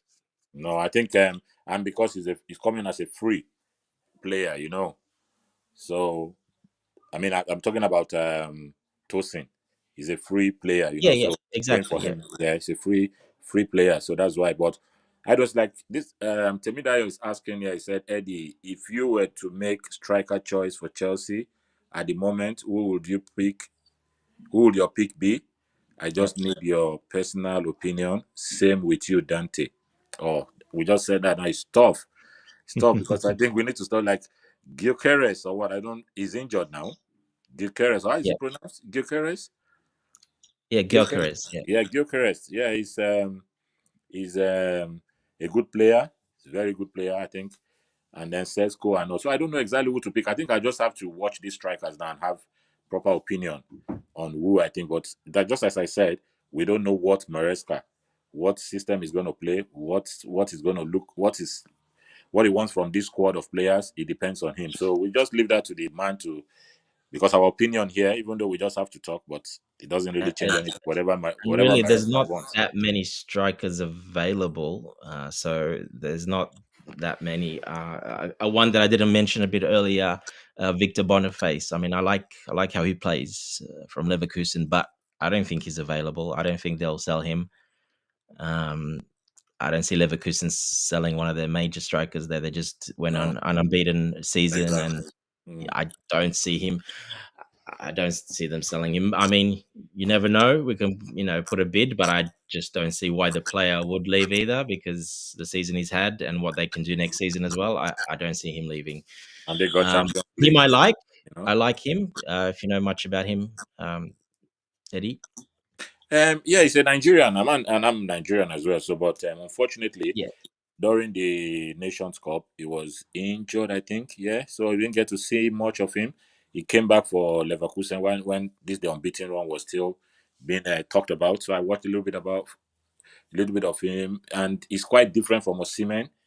So it's quite different from Osimhen. His finishing is good as well, but I don't know if Chelsea are looking at him at all. yeah, I don't think it's on the radar at all. exactly. Yeah. So I mean, that's what I mean. From available and under 25, there's not that many. Mm, Gyökeres is probably the only one that I think will actually suit the style because he runs all over the place, all over the left, right, drops back, links up. He does quite a bit of everything, and he scores goals, of course. yeah. But it's only one season for me. It's only one season, and they want over 100 million for him. I think the release clause is as well. So Oh, really? yeah, then he's not going to come cheap. That's what Oh, people keep saying. Oh, let's go for Gyökeres, but he's not cheap. He's got a release clause over 100 million. mm, I'm pretty sure. So, or they want over 100 million for him. So yeah, I don't know if we would go for him because of that reason. I think he's the only one that would suit the style and he'll fit in pretty well. But I would like to see another season from him than just paying. He came from the championship, went to Portugal, scoring a lot of goals. I think another season and then maybe, but not. I don't know if it's worth the risk to play that much after one season. mm, yeah. Yeah. Well, But yeah, like you, there's not that many. If not Osimhen, yeah. And Coachilla's in the chat. Looks like his head's grown a bit bigger again. It looks like again. Yep. He says, yeah, he would pick Boniface over Osimhen as well. Yeah, I know you would. Yeah, he's a fan of Boniface as well. But yeah, like you said, we haven't been linked with him. There's no real reports. Um, it's hard to get a player like that when they just did with Alonso and the trust he had in him when he came back from the injury to play him as well when he didn't really exactly. need to. Yeah. Mm. So I see the relationship there being too good for him to leave. I don't see it now. Not now. In the future, maybe, but not now. Not now, definitely not now. They have Champions League football to look. I mean, Yeah. it's interesting time for them over there. And then what? Just let's quickly, Dante. Let's look at our midfield. What do you think? Are we okay in midfield, or we still need bodies in midfield? What do you think? uh, Look, Casado came on very strong. I'm not worried. Yeah. He's a class player. I'm not worried about Casado. Enzo, I'm not worried about either. People saying that he's not good enough. This to play this. I'm not worried. I think I saw it from a long time that he had a problem. I kept telling coach in the chat a lot of the games. Is this guy injured or what's wrong with him? He's not moving. Like he's not moving.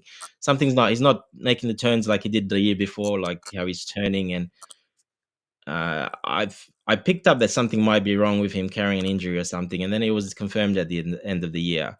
Mm, And our ex-manager unfortunately played him through injury, knowing that he's got an injury, and that did not make him look good at all because he did not perform up to the levels he's capable of 100%. mm, Also, not helping playing in midfield. We know Casado, was left alone in the midfield. Enzo moving around, and we know Enzo's not going to get around like a Gallagher. After he inverted the left back to help the midfield after 34 games, finally yeah. realized Yeah. that would have helped Enzo a lot during the season. That would have been it would have helped him quite a lot.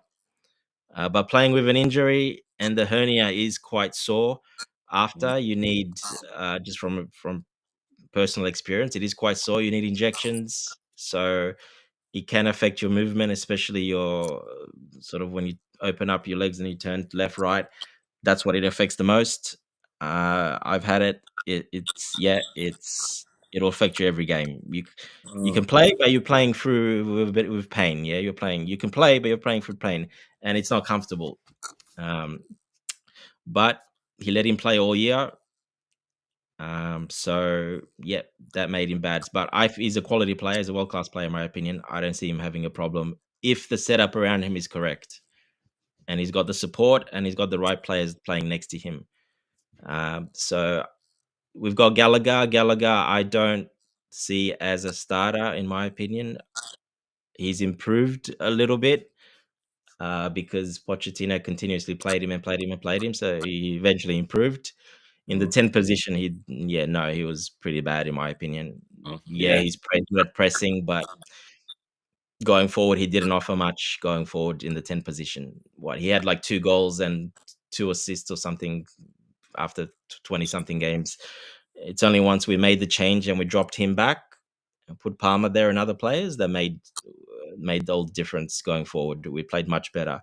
And he suits much better, in my opinion, deep, where he doesn't have to be an attacker. He doesn't have to think, to turn, to pass, to put a through ball, because he always doesn't do the right thing most of the time. mm, He hasn't got that instinct in him. yeah, So he can play deeper. But for me, he's a perfect guy off the bench as a squad player. He's a perfect player. If we're winning 2-0, 3-1, whatever, you bring him on to shut the game up. You put him on to run and chase and close out games and be defensive. He's a perfect player to bring on. yeah. But do you think But he's gonna stay? I was just reading a report earlier today. He's saying he's asking between 180 and 200,000 a week. Mm, For me, they're not going to give him that. no, He's not getting that. He's going to get no. 100 max, 120 max. He's not getting more than 120. He's not getting more than Mudryk and all these other players. He's going to get that 120 around there, even 100 with incentives, of course. If he wins, we win and we champ. Yeah, with incentives, of course, no problem. But from the report I read today that he wants 180, between 180 to 200,000, he's not getting. These owners are not giving him that. These sporting directors, these owners, whatever, I don't see them giving him that. Wow. If we can sell him, I don't know who's coming in for him. I haven't really seen any big clubs lining up for him. Tottenham, Yeah, maybe I saw Tottenham. Aston Yeah, Villa. I haven't seen big clubs lining up for him coming, and if a lot of people saying he's such a world class player. Well, I don't know about that. Sometimes he looks like a really good player. Sometimes he looks like a Sunday league player. no, And no, not for me. Not for me, to be honest. Gallagher is not for no, no, no, no, no. The Gallagher is not for me at all, to be honest. But I don't know. so everybody's got to. Yeah, I love his passion. I love his That's it. commitment. I Yes, love his yeah. tackling. I love his Eh, defensive side work. I mm, love it, and there's a place for that and a time how you can use him in the team, but not as a starter for me every game, starting game after game, every important. I Yeah, and as we saw the first 30 games playing, especially in that 10 position, we didn't do too well, did we? So mm, yeah, I don't see him. Yeah, and with this new report coming out that he wants close to 200,000, I don't see we're going to give it to him. But is someone going to come and buy him for the price we want? And is he going to want to leave? The player can say no. He's in a bit of a position where he can say no. He's only got a year left on his contract, yeah. and he can run that down and leave on a free transfer. So what do you do then? Yeah. Mm. What's your opinion on that, Eddie? Yeah, that's tough. That's a tough situation to be in, to be honest. And we still have Lavia to come. We haven't seen much of Lavia. You know. Yeah, I love Lovey. I've Mm. watched him play quite a bit at Southampton. He was one of my favorite players, and I was so ecstatic and happy when we signed him. I was like, I was like, please don't join Liverpool. When I heard Liverpool's going to buy him, I was like, oh no, no, no. And when we got the deal done and we got him, I was so happy because I love the way he plays. He's Yeah. your typical modern number 6 that has it all, that has the whole baggage, has everything you want. So yeah, I can't wait for him to play. Yeah. And the other thing with Gallagher, Moresca likes more technical players. He Mm, wants possession based. He wants you to keep the ball and one touch and pass, quick mm, passes, one touch, or technical, take players on and dribble. mm. That's not really Gallagher's strong suit, is it? So No, no. yeah. So yeah. So do you think we can afford? Do you think if he's not sold, can we just afford to keep him just to come make up the bodies, or we just have to sell him and look for? I don't I know. personally would sell him Yeah, I if think we so need to. myself. If we need the money, I would sell him. if it means we bring in a striker and another player like Olise, or then I would sell him. If we don't need to sell him and he was happy to stay as a squad player and not play every game and play every now and then, and obviously be involved in every game, but not start every game, I'm very happy to keep him. Like, I like Gallagher in that sense. I have nothing against him. I do like him like that, but I don't think he suits the style of this new manager. And you're gonna keep him on the bench most of the time. Is he gonna be happy with that? I don't know. I would sell him and cash in on him while we can, while his value is high. Mm, Yeah. exactly. I think I agree with you. I agree with you completely. I mean, we just have to. We have. So, do you think? I mean, the midfield now. Say, are we okay, or we still? You think we need to bring in, because we have I yeah. Lavia, Enzo, Caicedo, Ugochukwu, even Kasede. Ugochukwu. Kasede is still there, Casade, and then Gallagher, Gallagher, Santos is Gallagher is coming there. back. Yeah. Sorry, who? Yeah, sorry. Oh, Yeah, Santos. Santos is coming Oh, back, like, Santos is and he coming back. suits Moresca's ball. He Yeah. fits Moresca's ball very well, Santos. Um, I expect to see him playing a lot in the preseason. I think you'll see him in every game playing Santos in the preseason, because he'll want to have a look at him properly, and if he looks at him properly, he might get ahead of Gallagher, in my opinion, just because of the way he's a technical player and he can move the ball quickly on and pass and turn. So I see Santos being quite important. Casaday, not so much. He's a more slower sort of player, slow turns, physical, big boy, but I don't think he'll play as much. I don't see him playing as much, to be honest. I think he might go on loan again. But I think we have enough in the midfield. We don't need another midfielder. Don't forget, Maresca plays with an inverted back anyway, right Yeah. back or left back, and they can invert, and that's another midfielder there. So I would get another left back, Yes. 100%. I would more put the money towards a left back because Chilwell for me should be sold. I agree. One, because of Hundred injury. percent. Yeah. Two, because he wouldn't fit that style very well. Mm-hmm. I agree completely. Yeah. Yeah. So I would look at a left back that can do that to challenge Cucurella, or really a starter over Cucurella obviously would be ideal, but to challenge at least. And I would move Chilwell on. I don't see there's no too much point in keeping him. Yeah. So I would put the money there in midfield because that's such an important position to this manager. Sorry, say that again. It's such an important position for this manager and the style we play that like another left back is more Oh, the important. left back. Okay. Okay, left back. Yeah, Yeah. because he inverts. He wants him to invert as well. He does the left back. Sometimes he does right back. Sometimes he uses both to invert. Okay. Right.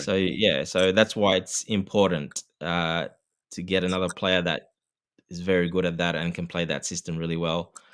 And we've looked at a couple of players. Kelly Affori, the guy from Bologna, which Juventus after him, he's perfect for that. He plays that role. He's left back, left center back. He's played left midfield. He's perfect. That type of player you need. Someone who can play those three positions. I would invest the money there. Yeah. Sorry, what's his name again? Cagliafori is from Bologna Okay. in Italy. Wow. Yeah, Juventus are trying to get him now. I think he's got a 25 million release clause. He's one of those young up And and how old is he? coming. I can't remember how old he was. I think he's young. He's not old. I think he's 21, 22. Oh, okay. But he's quite big and strong and quick. He's a hybrid player, so he's got a bit of everything. Right. I can't remember his exact age. Let me just look it up. But yeah,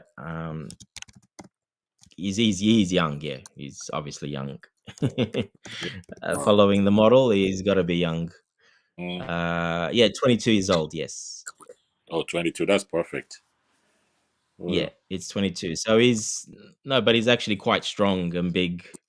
He's like, he's got a pretty like very similar to Gallagher's physique, sort of Okay. strong built. So yeah, he's a perfect player. I've watched him quite a few times. He's a very good player because he can play that left back, left center back, left midfield, Right. inverts into the DM. He's like a perfect, and he's cheap for the price. That's why everyone's Yeah. after him, because he had a breakout season. Everyone's after him. Okay. So Juventus really won him. So yeah, we'll see. We'll see what happens with that one. But that's where I would invest the money instead of a midfielder. I would buy him instead. Yeah. Yeah, that's why. I mean, we've only been linked to left backs. We've not been linked to any midfielder. That's why I quite agree with what you said. I think we are okay in midfield.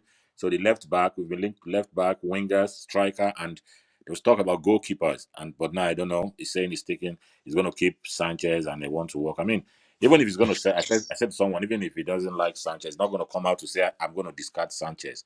That kills. I mean, Chelsea from getting any good amount for him if we want to sell him on. That should be exactly what we expect him to say. Yeah, I'm going to work with him and all. So they now Well, that's decide. just a professional thing to say, isn't it? So, Exactly. So people coming out to say, "Oh, is he going to stick with Sanchez?" I mean, you don't expect him to just come out and say, "Yes, I'm going to sell." I mean, remember what happened between Costa and Conte. Conte, if not for what's that lady's name that got us good money for? Costa. What's this lady's name under Abramovich? I was oh gosh, what's her name now? The lady that was doing our deals for us, the Marina. Marina. Yeah, Marina helped. I mean, Conte almost ruined Costa. I mean, coming out to say Costa doesn't have any place in his team. You remember that? Yeah. Yep. Yeah, I mean, so I if do. Maresca comes out now and say, "Yeah, so I don't want Sanchez, he's gonna leave." What do you expect? Clubs will just go. They want to discard him. Oh, let's give them five Well, no, million. yeah, and that just pushes his value completely down, and Completely down. Exactly. So that's he's just being a professional. You ask him about any player, he's going to say the same thing. So he's just being a professional at the moment. Mhm. That's all it is. I don't believe in that. We had a discussion about that a couple of nights ago with JC, especially. He believes that Sanchez is the best ball playing keeper. Like he would suit him much better than Petrovic. And he thinks that Sanchez will start. I kind of disagree with that. I don't. Yeah, Sanchez is a pretty good distributor, more long passes and stuff, but he's so slow at making a turning and making a decision. Yeah. And I would have actually even have Petrovic, because at least he passes really quickly, and if not, he'll just hit it out. He'll smash. He'll hit the ball. The new coach wants a goalkeeper that can play, that's got a left foot, right foot. Ideally, that's what he likes, because he can pass right, left quickly. You don't have to roll the ball over to the left foot or right foot. Um, so I don't really see Sanchez being good at that. Yeah. I don't know. Some people disagree. Some people do. I just don't see him being that good at that. Yeah, he is a good passer. He's a very good passer of the ball. But there's a difference between when you pass the ball and how quick you release the ball. That's it. Mm. So for me, that's the problem.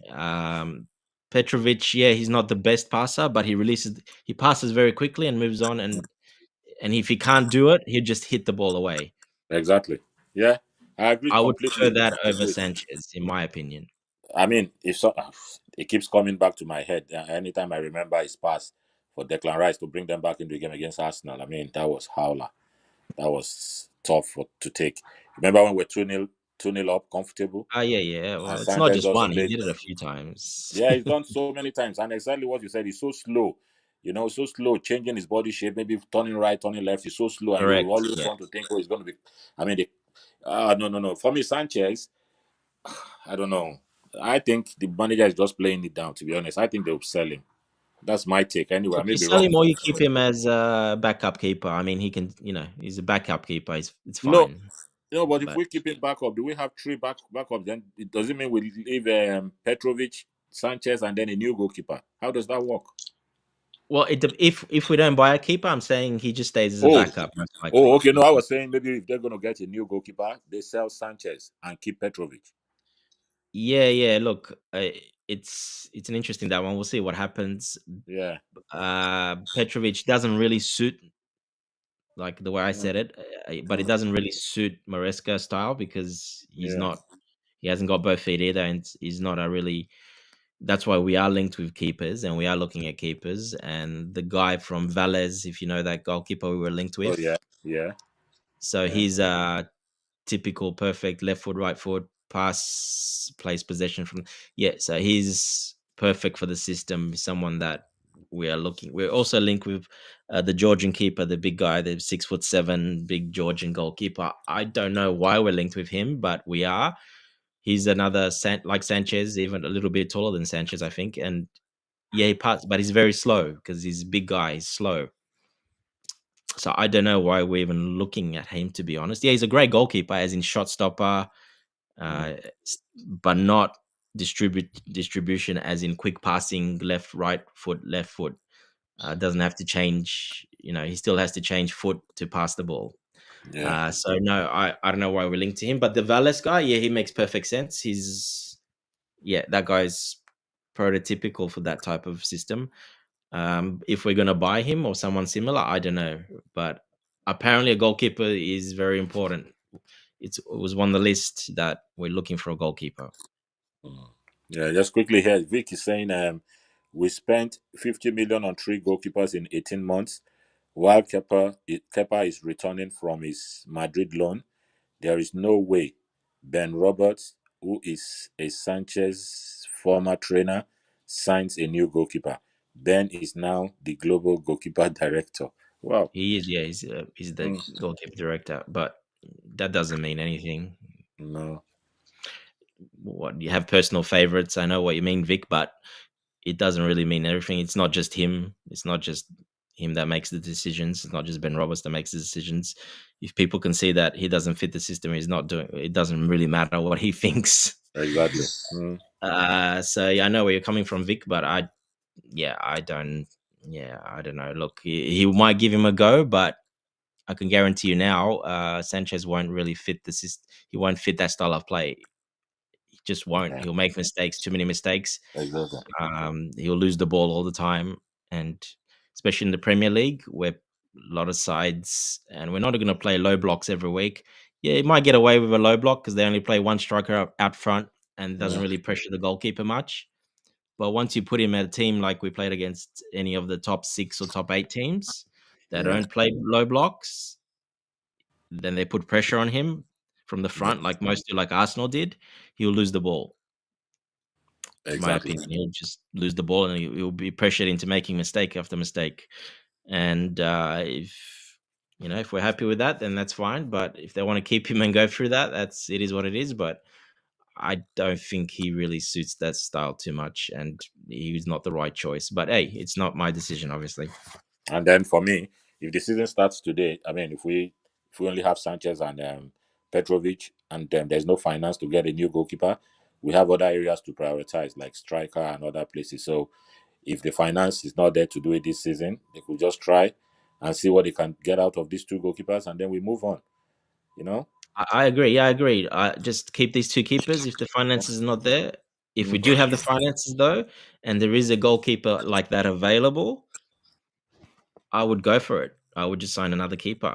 And then if Sanchez doesn't want to stay, or if Petrovic doesn't want to stay, or Kepa's coming back, but I don't think we're playing. I think we're gonna move him on. He's not staying anymore. mm. Uh, Out of those 3 goalkeepers, if Kepa's actually suited the most to that style of play. Yeah, exactly.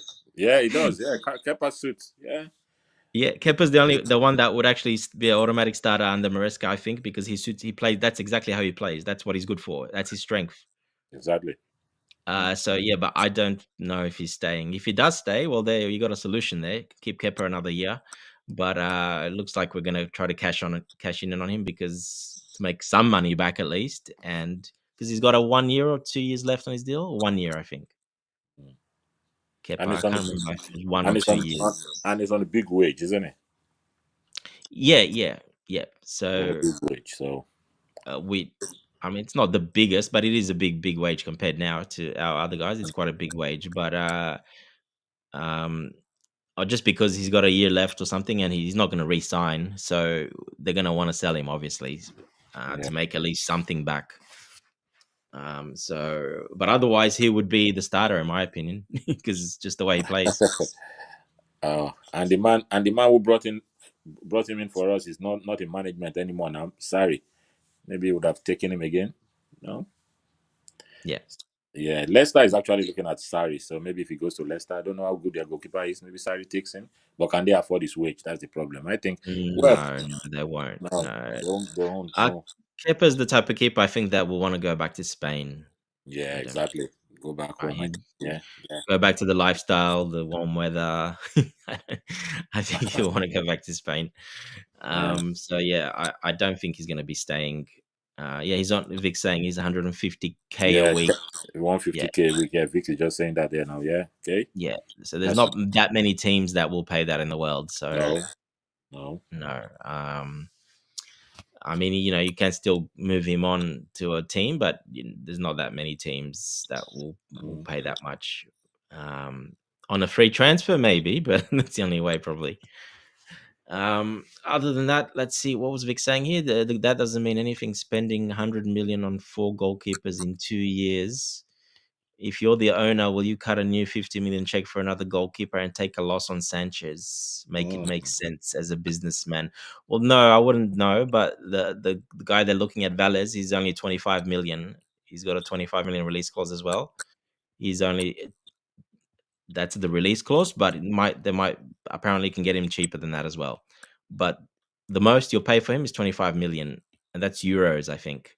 So it's not, for a big club like Chelsea, it's not that big of an amount, to be honest.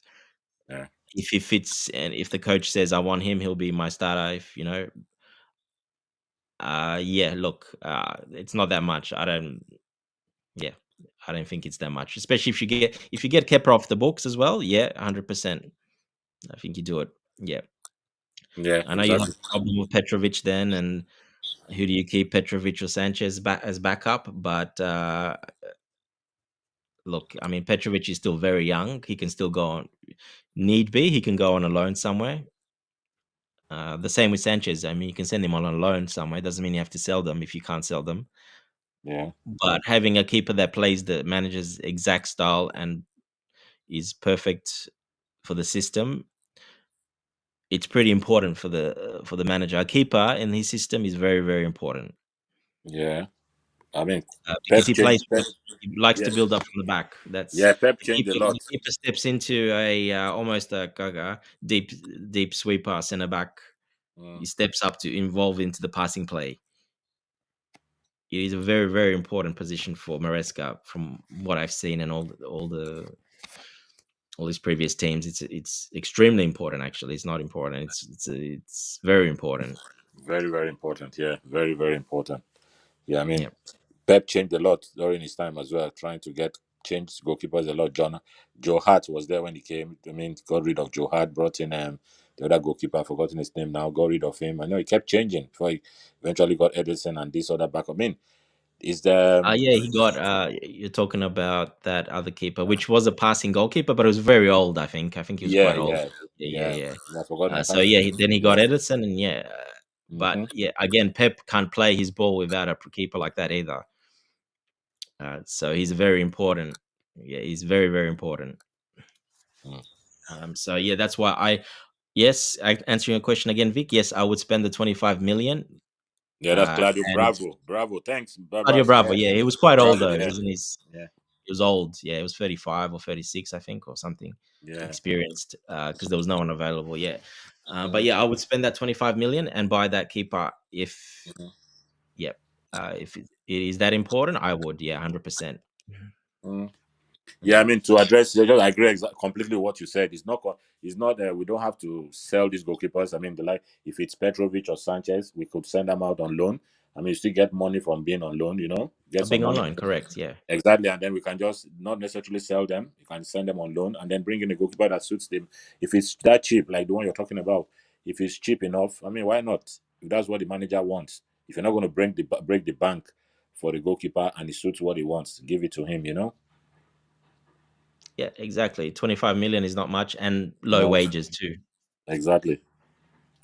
So yeah, it's not much at all. So yeah, I would 100% do that. Let's see. Any more questions from? We've got any more questions? Uh, Mabast. Mabast, sorry, I can't send you a link, buddy. This new system, I don't know anything. You need to speak to coach about that if you want to come on, Mabast. So a coach was in the chat earlier, so yeah, just send him a message and speak to him about that. I can't help you with that one, buddy. yeah. Vic is saying Moresca's job is to assess, train, improve, and review at the end of the season. Sanchez is not leaving. He's better than Raya. Oh, well, Okay. well, I don't know. The Sanchez that Petrovic took the starting spot from. Yeah, I don't know about that one. To be honest, I don't Better know. than Raya. I don't rate Raya very highly, but he Neither does. do I. Again, he's a Yeah. system goalkeeper. He fits their system as well. But yeah, better than Raya. I don't know about that. I don't think Sanchez is better. Depends what you mean better.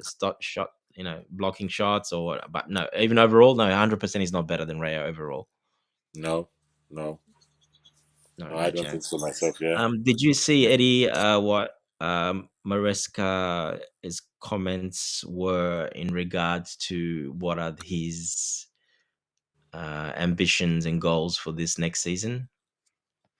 Have you seen that? He said that he's not looking to finish a top four. He thinks that we have a squad that can actually challenge for the top three positions to challenge Arsenal and Man City next season.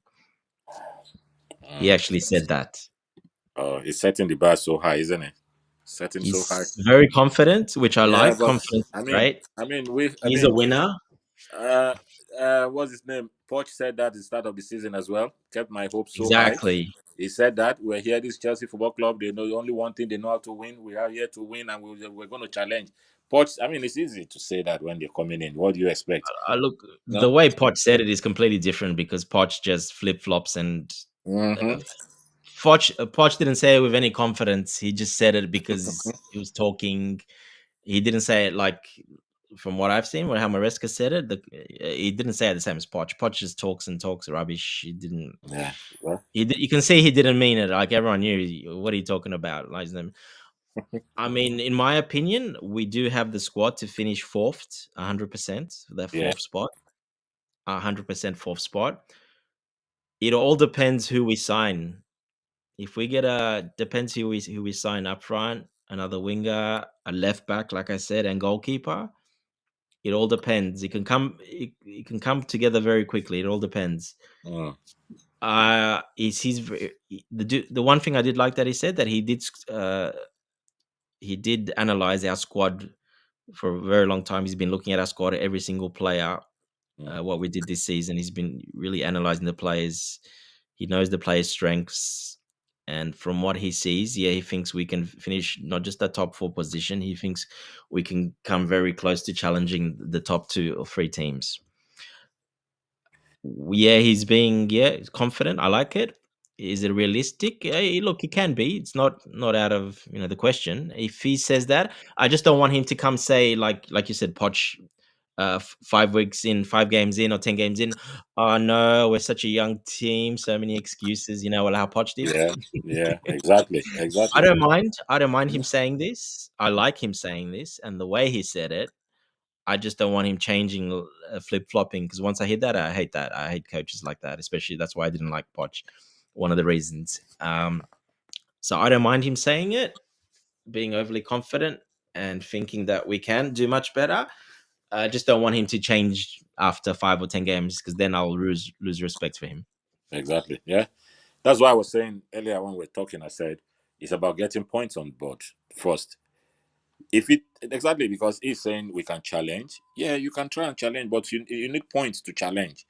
If you're losing games early in the season, there's no way you're going to challenge.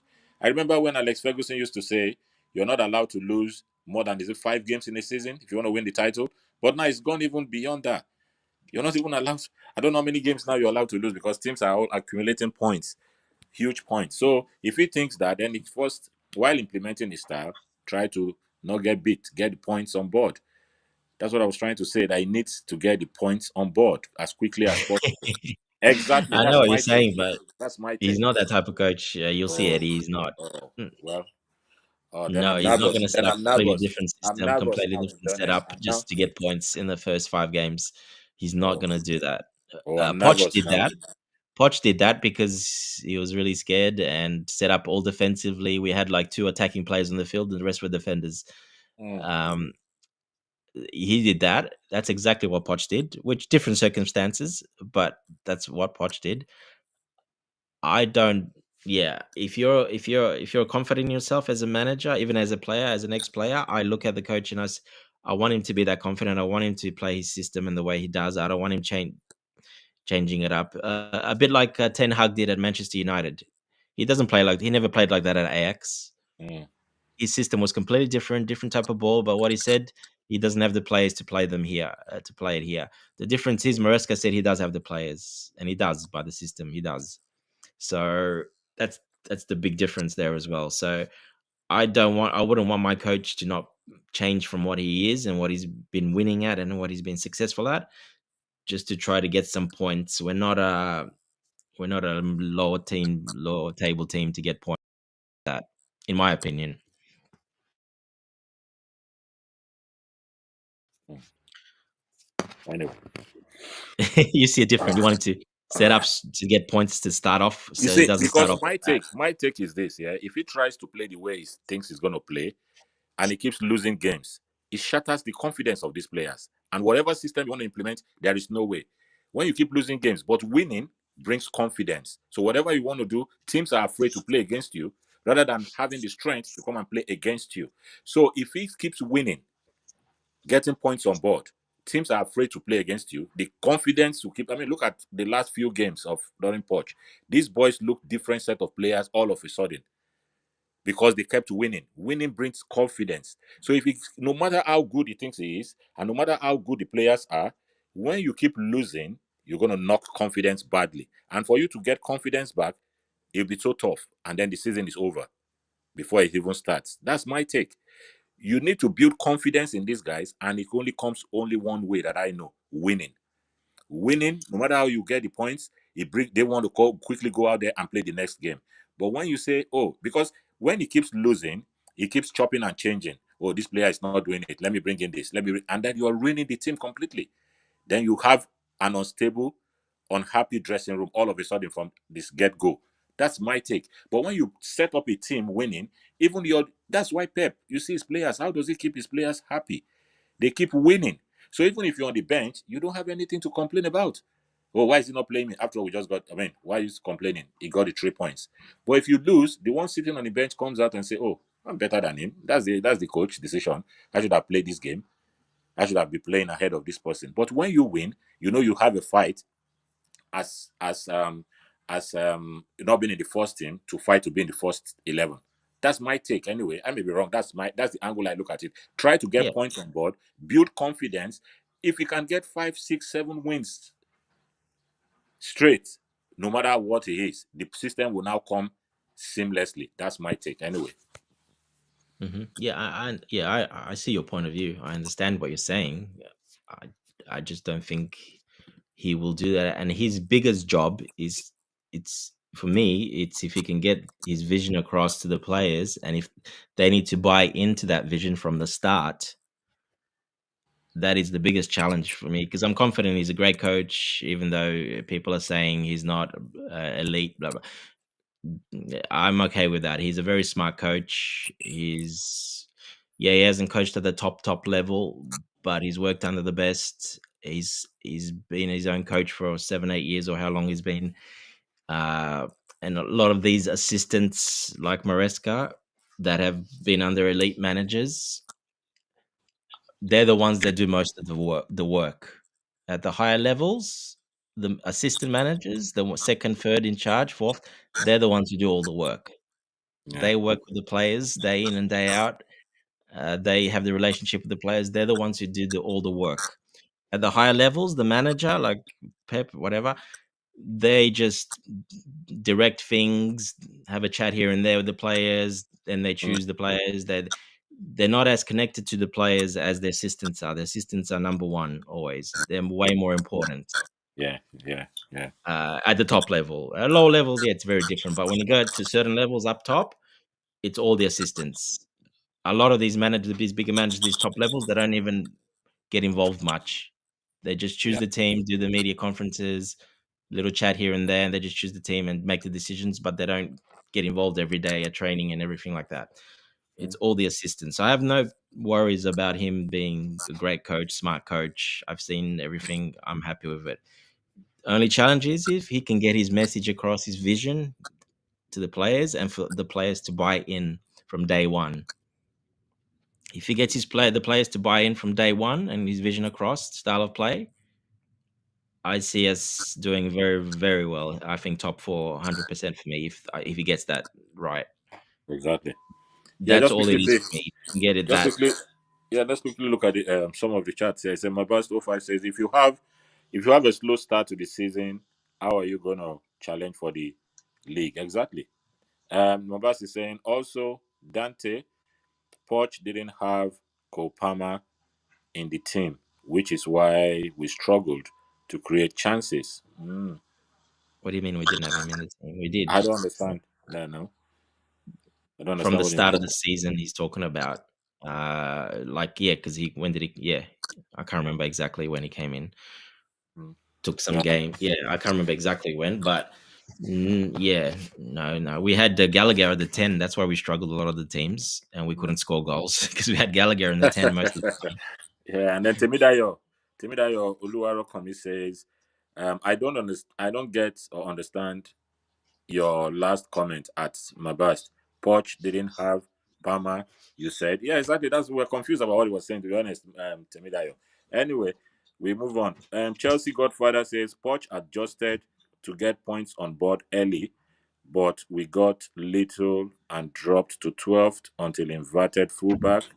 Maresca tactics, ironically. Yes, exactly.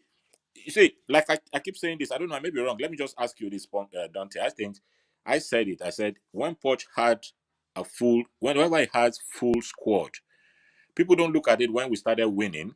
He didn't have the likes of Sterling and some other players who were injured. Like Enzo, coincidentally, was injured. He dropped Carragher to the middle and we started winning. But when he had full complement of his squad, if Madueke plays very well this game and we win, he goes and changes and brings Sterling the next game. He was chopping and changing for no reason. 100% agree. Yeah, I know. So, so that's the reason. It might be the reason. Let me just who was asking that Chelsea Godfather. That's the reason. Was it him? Yeah, that's the reason why he wasn't winning because he wasn't consistent with his squad. We fans will see, oh, Modric just did so well this game. Or Modric is trying to do well this game. He scores. The next game he drops him and brings someone else. You know? Yeah, I agree. Yeah, look, he played players out of position, and Yes. he had players available to play in the positions, but they didn't play them. Uh, in my opinion, we only did that well at the end of the season because he already knew he was leaving, and he wouldn't have changed Gallagher back to the 10 if Enzo didn't go out. He would have kept going on with that, and we wouldn't have won that many games if he was still there. Uh, And the actual inverting of the left back, Cucurella, that was not his idea. That came out that it was Thiago Silva who suggested that. oh, right. Thiago Silva suggested that we invert the left back Cucurella to do that. That was his opinion to Poch, and Poch, agreed, and then he did it. Mm-hmm. So if you look at it, it wasn't really Poch, in my opinion. It was more the players gelling, getting to know each other, but it was the Gallagher going back, like you say, which wasn't his decision. It was a Exactly. forced It was a decision. forced decision. Exactly. Yes. Mm. And when you look at inverting the left back, Thiago Silva had to recommend that. So, well, there you go. Yeah. So look, yeah, there's nothing more to say really. Everybody knows how I felt about Poch most of the season. So, Yeah. I gave him a go from the start, but yeah, it didn't take too long to see that he's not the right guy. Exactly. I agree with And you. with Moresca, I'm going to do exactly the same. I'm going to back him from the start of the season. But if I see after 10, 15 games, 20 games that he's doing stuff that Poch did, for example, and Mm, I'll feel exactly the same, and I'll speak out exactly the same against him. yeah. Yeah. 100%. Yeah. Yes. If he's Sorry. not the Go on. right guy, you gotta get the coach right. Yeah, everyone says give him time, give him time, but you can see if there's other little problems. If there's other problems, like we saw all the problems with Poch, that it's not going to fit. Yeah, if we're playing really good football and not just we're getting draws, we're not winning, but we're not getting the points, but we're playing it perfectly and we're doing everything right. It's different. It's not quite the same. Yeah. But if he doesn't by the end of the year, if we don't see an improvement, no growth at all, nothing, then yeah, of course, I'll say, yeah, look, not happy.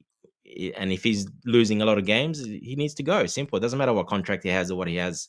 He's got to go. Simple. And move on to you find another coach. 100%. Yeah. That's the business, unfortunately. I don't look at the contracts. For me, contracts don't matter because this is just, I know it's money, but for me, it doesn't matter because the coach is too important, more important than just $20 million paying him out because his contract is not very big. It's 5 years, but it's only like 20 something million, 20 million or whatever it is. He's only getting paid, I think, 4 or something, nearly 5 million a season. Yeah. Yeah. So it's not the biggest contract. Like it's not. It's like a 2-year contract of a really elite manager. So if he's not good enough and he doesn't, you move him on. Doesn't matter if he got a 5 years. They got it wrong. They got it wrong. Unfortunately, they tried something new. They got it wrong. Yeah, the sporting director's probably got to go as well because they, I Oh, think their time is up as well if they do get it wrong again. yeah. I think so. They have to do. But Yeah. I'm fine with moving on from the coach and firing him and getting someone else in again if he doesn't work out. It's just you gotta go till you find the right guy. Simple as that. Exactly. That's it. But Yeah. I mean, I just pray it works because I don't like this idea. That's why I mean these new owners are ready to give managers time from the look of things, Hence they've given this guy 5 year deal. So they really want something to click, They really want something to click. And if it clicks, then good for us, good for everybody, good for the team, good for the progress of the club. Because chopping and changing, bringing in your system, changing, I mean it confuses this player because like when Poch was sacked, and I listened to some other sites saying, "Oh, Chelsea players are not happy. They sacked their manager who they love so much." I mean, what do you expect them to say? Now, this new Gallagher just came out yesterday to say, "Me and my other teammates were happy to work with Maresca." These are footballers. They move on. Like I told you, these guys, they're professionals. They've gone through 100 coaches already. It's just automatic for them. Yeah, they got a bit of a relationship, some of the players, but then a lot of the players did. Trust me, a lot of the players wouldn't have liked him either. Mm. It's not the whole Yeah. dressing room that would love a coach. It's never the whole dressing room. That doesn't exist. It No, just it never doesn't. Yeah. happens. It's Yeah. probably sometimes if it's really, really, really good, it's 60% of the dressing room likes him and 40% doesn't. But normally it's very 50-50. Mm-hmm. Exactly. It's never 100%. It just never is because there's always players that are going to be unhappy that are not playing. But yeah, if I was Nicholas Jackson, Raheem Sterling, he played them every week for the first 20 weeks without even playing the worst games of their lives, never subbing them, never doing. Yeah, of course I'm going to love the manager because he's never taking me off, and Exactly. it doesn't matter how bad I play, what I do, I Yeah. still play every week. Yeah. So yeah, some of course they're going to have a good relationship with some of the managers, but it doesn't exist the whole dressing room liking a manager. It just doesn't happen. No. They move on very quickly. Like I said, some of the players haven't even sent messages or put anything out. Some of the players that we thought that they love, they haven't put any messages out or anything. Exactly. That's the way it works. That's the way it goes. Rightly so. Anyway, we Yeah. move on quickly. Are we gonna end this stream, or what do you think, Yep. Dante? Yeah, we'll probably end it up. Probably I got to end it up. I got to go as well. So if there's any final questions that you can see there, or if anything else we haven't covered, if you want something final, and then we'll wrap it up. No, I think everything Coach is Chilla, excellent. you listening, Coach? You better come and shut the system off. Where is Coach? He's with the he's with the kids maybe, or he's listening somewhere, relaxing, doing his thing, Mhm. letting us talk. Yeah. Um, I haven't got access to the system, this new system. I can't turn it off or do anything, so he has to come and do it all. That's all. Yeah. So, coach, get back here in the next 5-10 minutes. Yes. Jerry's joined us as well. Yeah, I'm not letting. Don't come on, Jerry, because if you come on, we're not going to stop talking. I think we've talked enough, Eddie. Yeah. Who is joining? Who is coming on? Jerry Z, Oh, Blue Board is he on? Analysis. Is he on now? Is it? He's just joined. Yeah, so Okay. yes, big up, Jerry. Yeah. Anything, Eddie, to go? No, just wish Moresca all the best. That's all I can say. It's been a lovely stream anyway. I enjoyed it so much.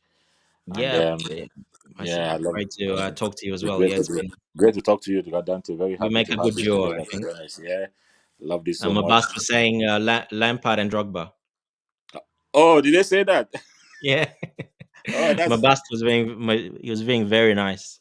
oh, that's good. That's good. We're happy to hear that. Anyway, it was very good, Dante. Thank you so much. Thanks. Thank you, Eddie. I appreciate it as well, and we'll talk soon. Take care. Take care, buddy. Bye bye. Bye bye now. Bye. Thank you, everyone in the chat as well. We'll get Coachella to come and end the stream. Hopefully, he'll come and end the system soon. Take care, everyone. We'll speak soon.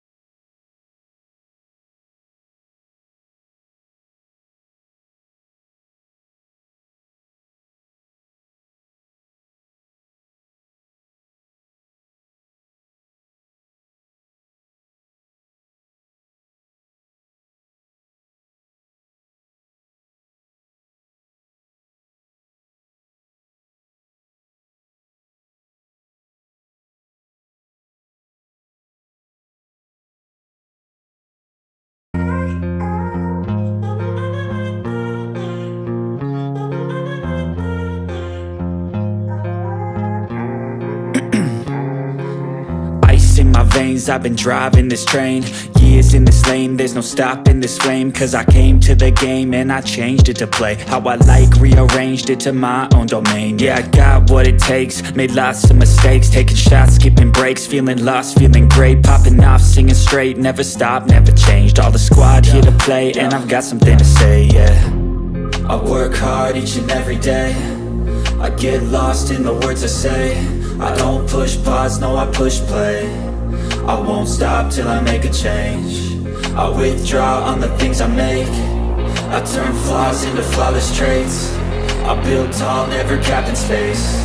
I won't stop till I hear him say, oh, oh, la, la, la, la, la.